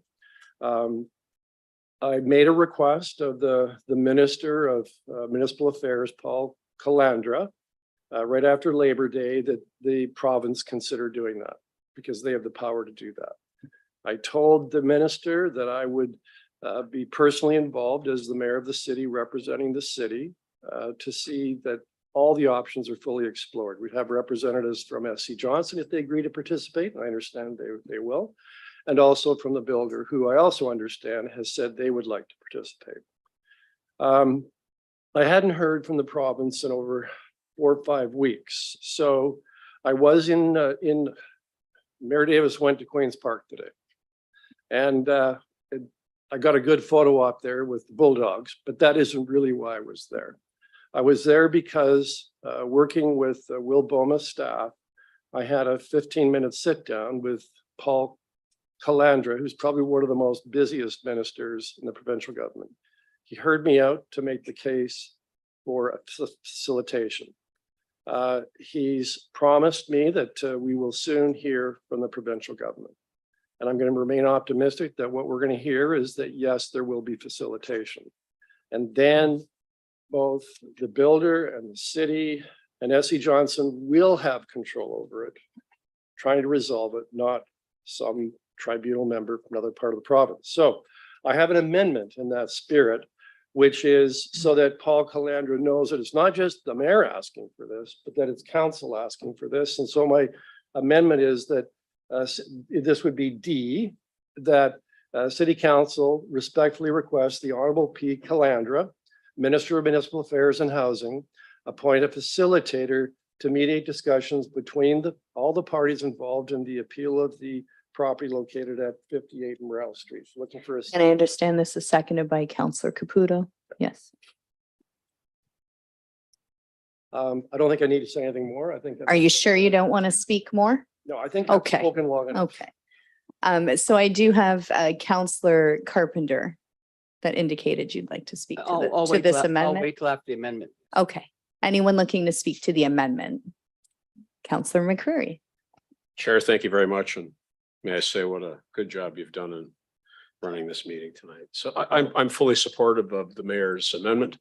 I'm not sure what will come of it. We've had ongoing discussions amongst the parties for some time now, and they have not borne fruit. But it is worth continued attempt.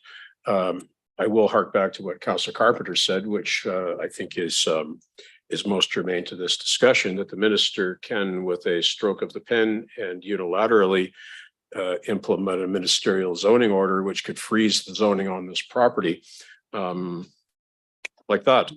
And so when we've approved the mayor's amendment here, I will introduce another amendment to also speak to the Minister Clandry about the implementation of an MZO on 58 Merrill Street. All right, testing my governance this evening with more amendments. But first I have Mayor Davis looking to speak to. Yeah, I'd like to speak. And so the reason why there have been informal discussions that took place in the spring, but when you have a facilitator mediator, that basically what happens is everybody locks themselves into 2 hotel rooms, and they have like a marathon session to try and resolve the issue. You see it in people probably most familiar with that happening in union negotiations. It can be a very effective technique, and I don't think it should be diminished. I also have a resolution that would ask the province to do an MZO. But you know what? I'm going to say to this council, we've got to be very strategic and smart about how we use the levers we have available to us.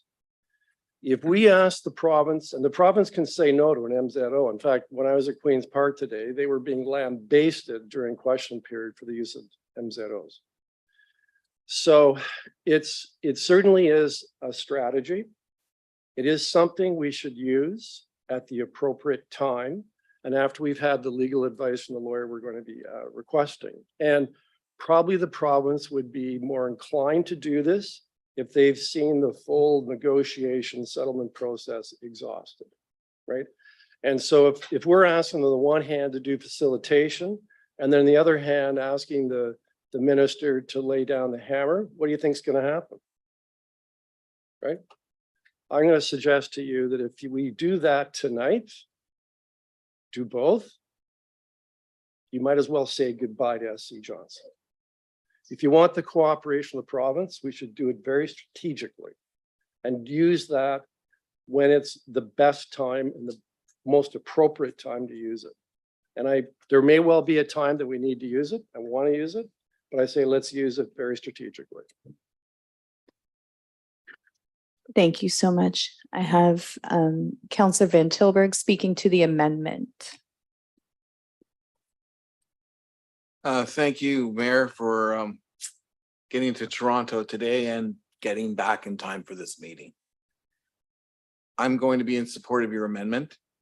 A little bit of your words just recently triggers my union negotiating skills.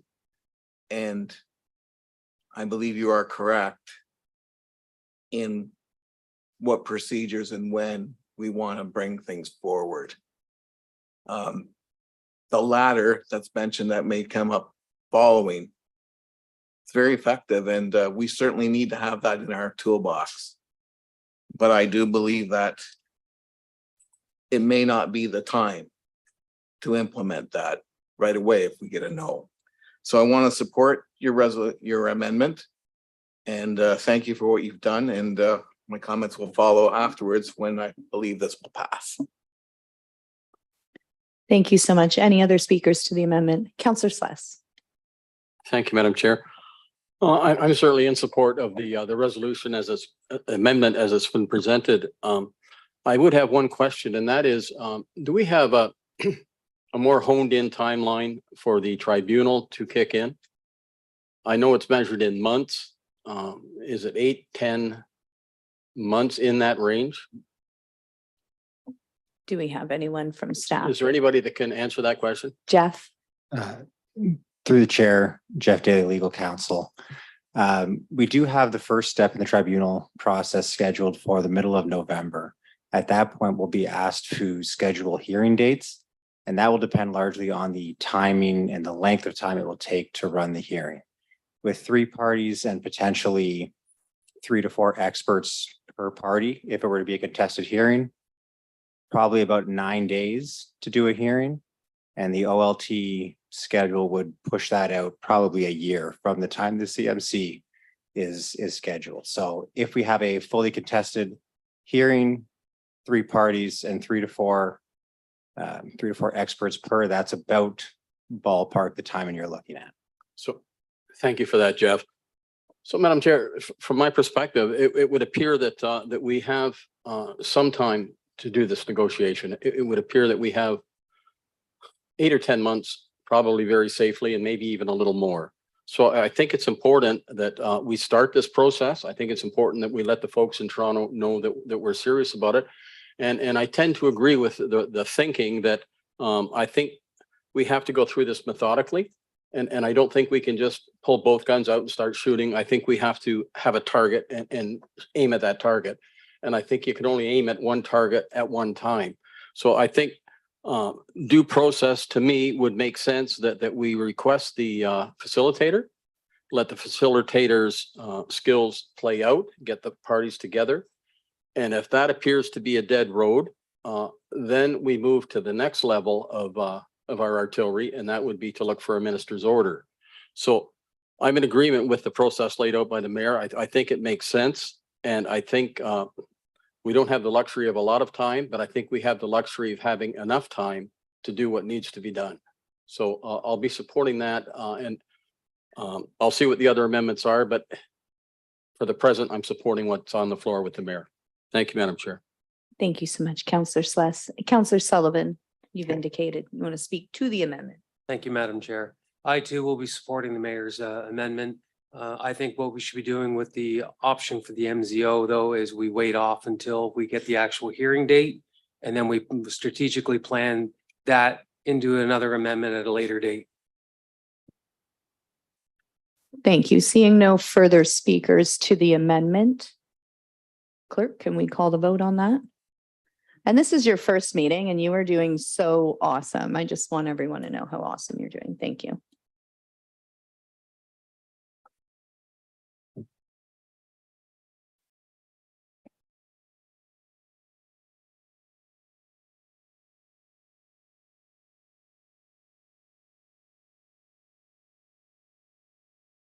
The amendment carries 11-0. All those voting in favor, Mayor Davis, Councillor Zuccoli, Councillor Sullivan, Capoto, Sless, Martin, McCrary, Hunt, Carpenter, Samuel, Van Tilburg. Thank you. Now Councillor Carpenter, you wanted to speak to the resolution as amended. Yes, thank you, Madam Chair, and through you to the everyone listening and to everyone that came out today. Thank you. Some time ago, the city went through a process to review its official plan, one that was approved in 2021 by the province. And I apologize because I only paid attention to part of the official plan that was in Ward 4 to see if there's anything that I need to be aware of so that I can make my residents or my constituents aware of. I didn't pay attention to this area because it wasn't part of my ward, so I apologize for that. 2 terms ago, not the last term, but the term before that, I was involved with a committee, and the chair of that committee is now the mayor of Aurora. If anybody wants to ask him about what he tried to do. We tried to eliminate the OMB, the Ontario Municipal Board, as it was known then. That got changed to LPAT after that, and then now to the Land Tribunal now, because as some of you have said, we believe that the province had no business telling municipality what should be in their municipality. The citizens of the municipality should be telling the government up what we want, not them telling us what they want, which is turned around now. They're telling us what we're going to have. They're telling us how many houses we're going to have, where we're going to have them. They've made changes to the mayor's powers, the mayor's superpower to make sure that we can get these things done. That's their intent. That's what they say anyways. So I agree that none of these tribunals should exist unless we're violating specific planning legislation, which we're not. So when this came forward in the official plan, we should have caught it then.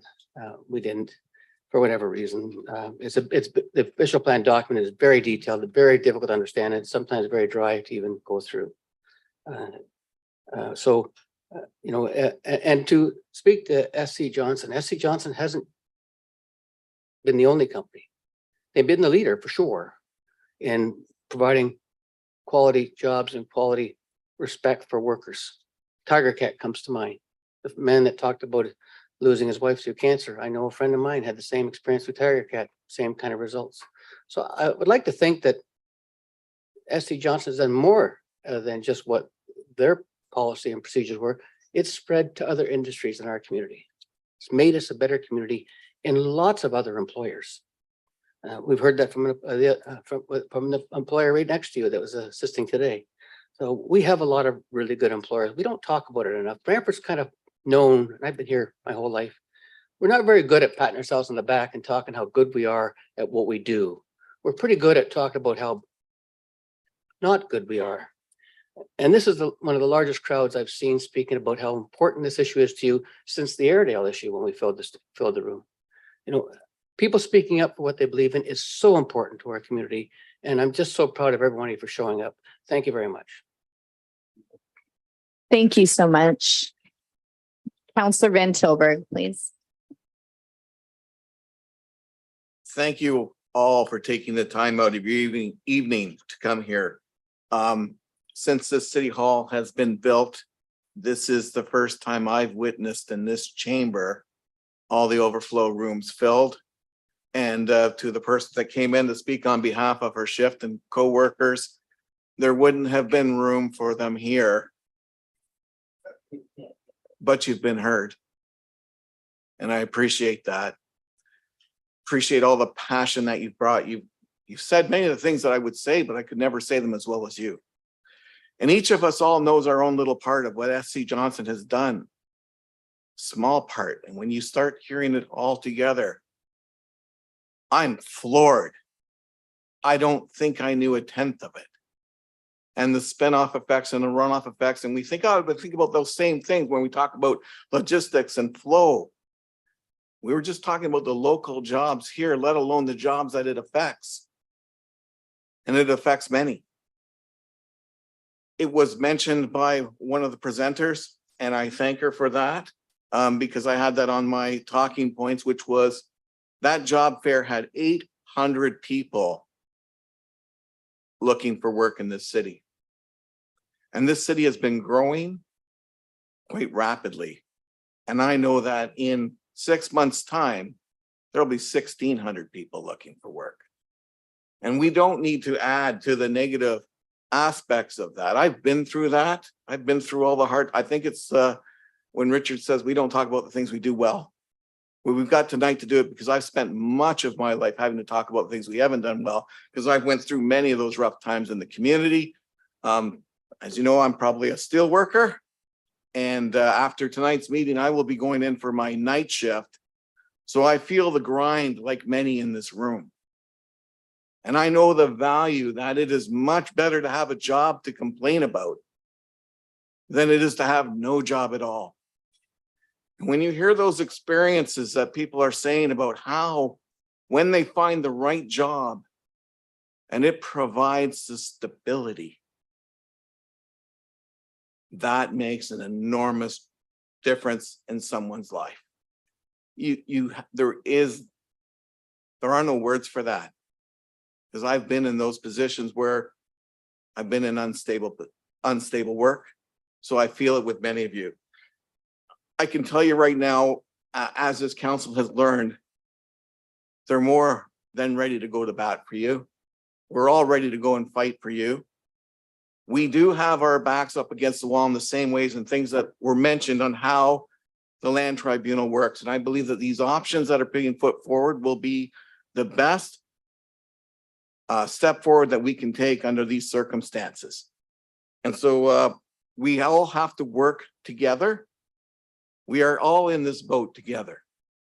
When I hear about people buying homes in Homedale to work at SC Johnson, they're actually buying homes in that area because of the work that SC Johnson has done in that area to make the area better. And so the irony is not lost upon me that we could have a situation where we're putting in a significant number of homes and undermining all the good work and the quality of the neighborhood. And again, I will reiterate, as I've had to do it on some social media postings, having spent most of my life in industry and heavy industry. Unless you've been involved in industrial work and you have been tolerant to the fact that I'm okay with that, I know there's jobs there. If you come from areas of communities that do not have industrial work, you don't have that tolerance. And with that, we know the changes in our community, that tolerance may not be there and you will get conflict. And we know residential development, industrial do not mix. So I do not support the changing of the zoning from industrial to residential. Thank you. Counselor Hunt.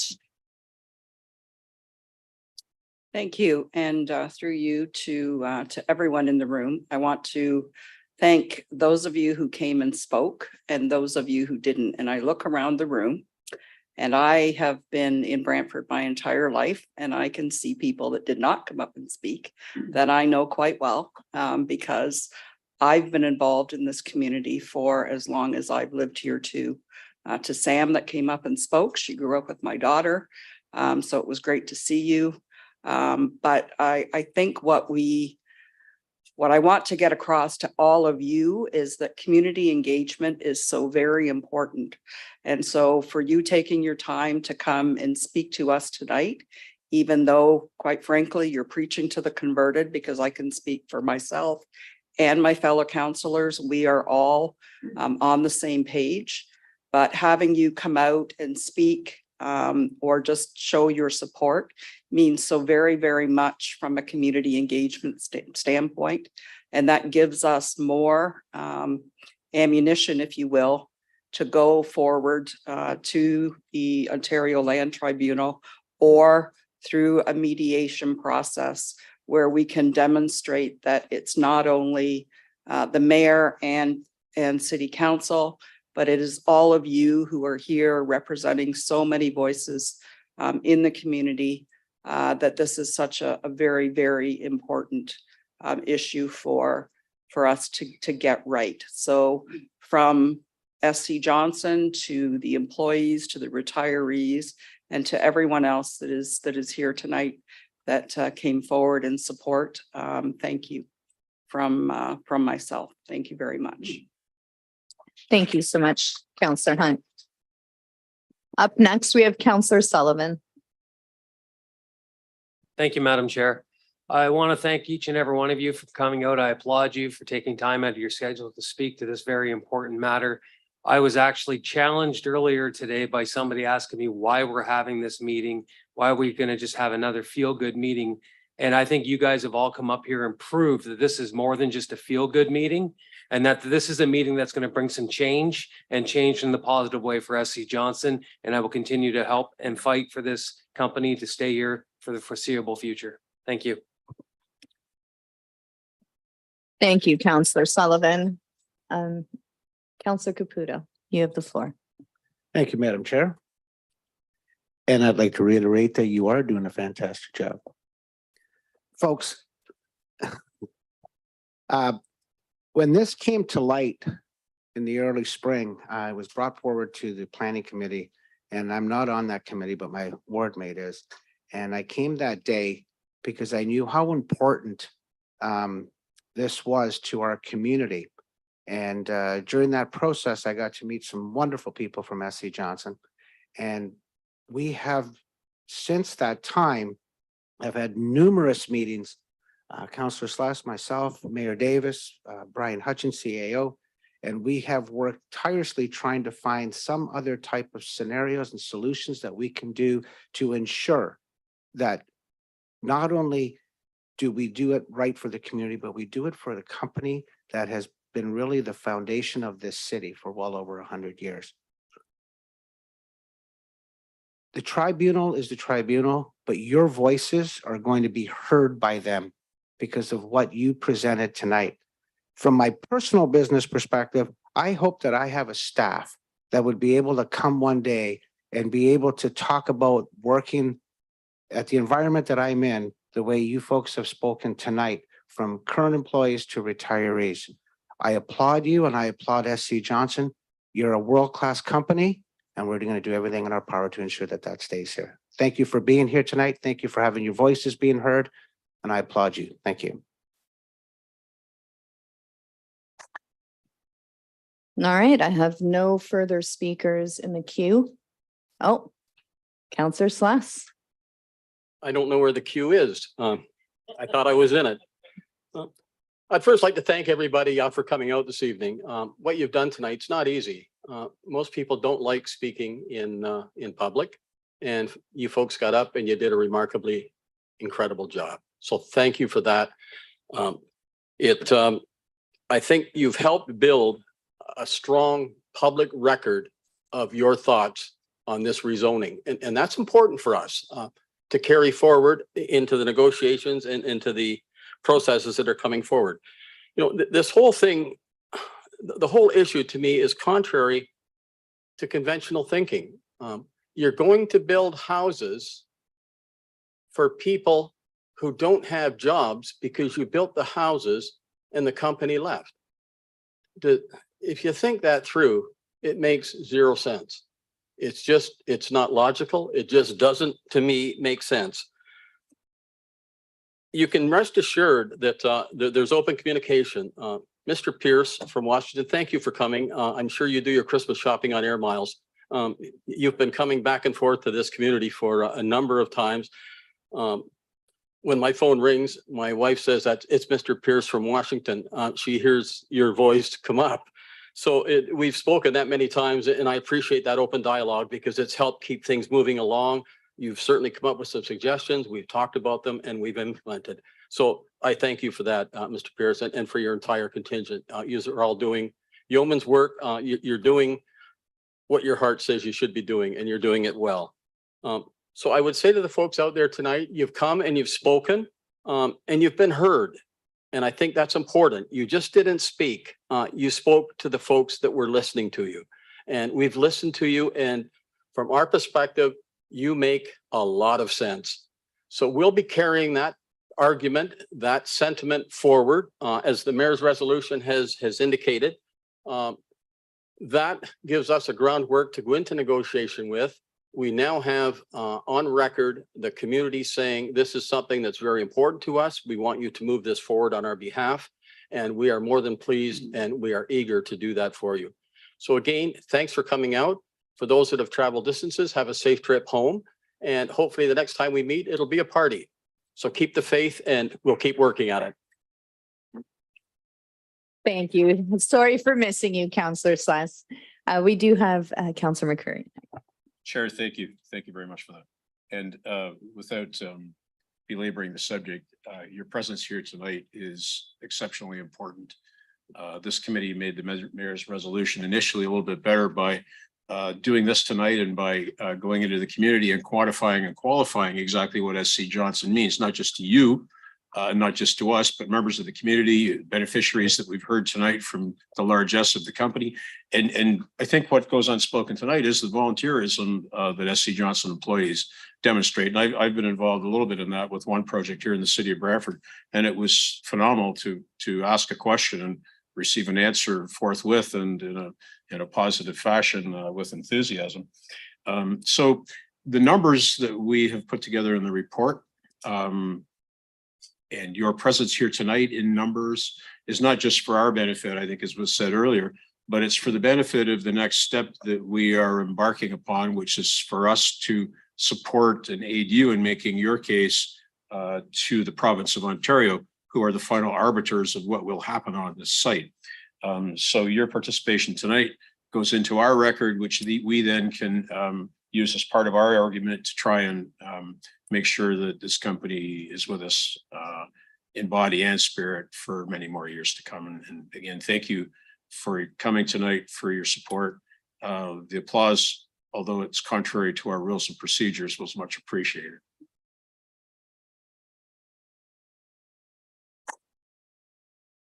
Thank you so much. We have Mayor Davis. Thank you, Madam Chair. So I apologize, I got a little bit technical when I was talking before, but I do want to say, though, that I as well very much appreciate all of you coming out tonight and telling us your story and your experience with SC Johnson. That's going to help immeasurably in the processes that are to come, that the community has spoken out so strongly with an unbelievable turnout tonight.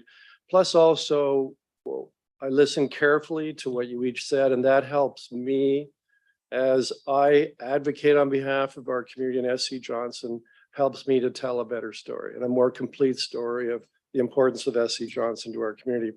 And lastly, I pledge to you that as the mayor of this community, that I'm doing everything I possibly can, utilizing every bit of thing I've learned in 40 years as a lawyer and being involved in things like this.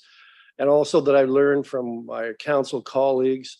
I'm trying to work to the best of my abilities to find a solution, a resolution, an outcome that works for everyone and keeps SC Johnson in our community for decades to come. Thank you. Okay. I'm not seeing anyone else indicating they'd like to speak to this. So, Mr. Clerk, we will call the vote, please.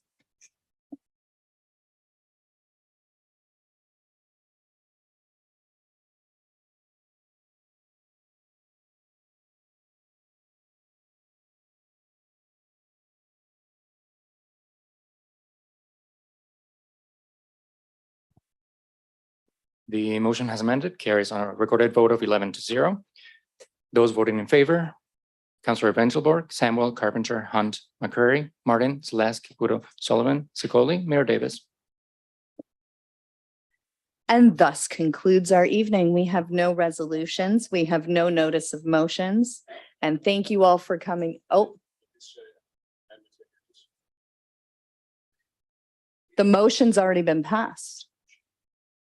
Yes. I waited and waited, sir. So on that note, this meeting is adjourned.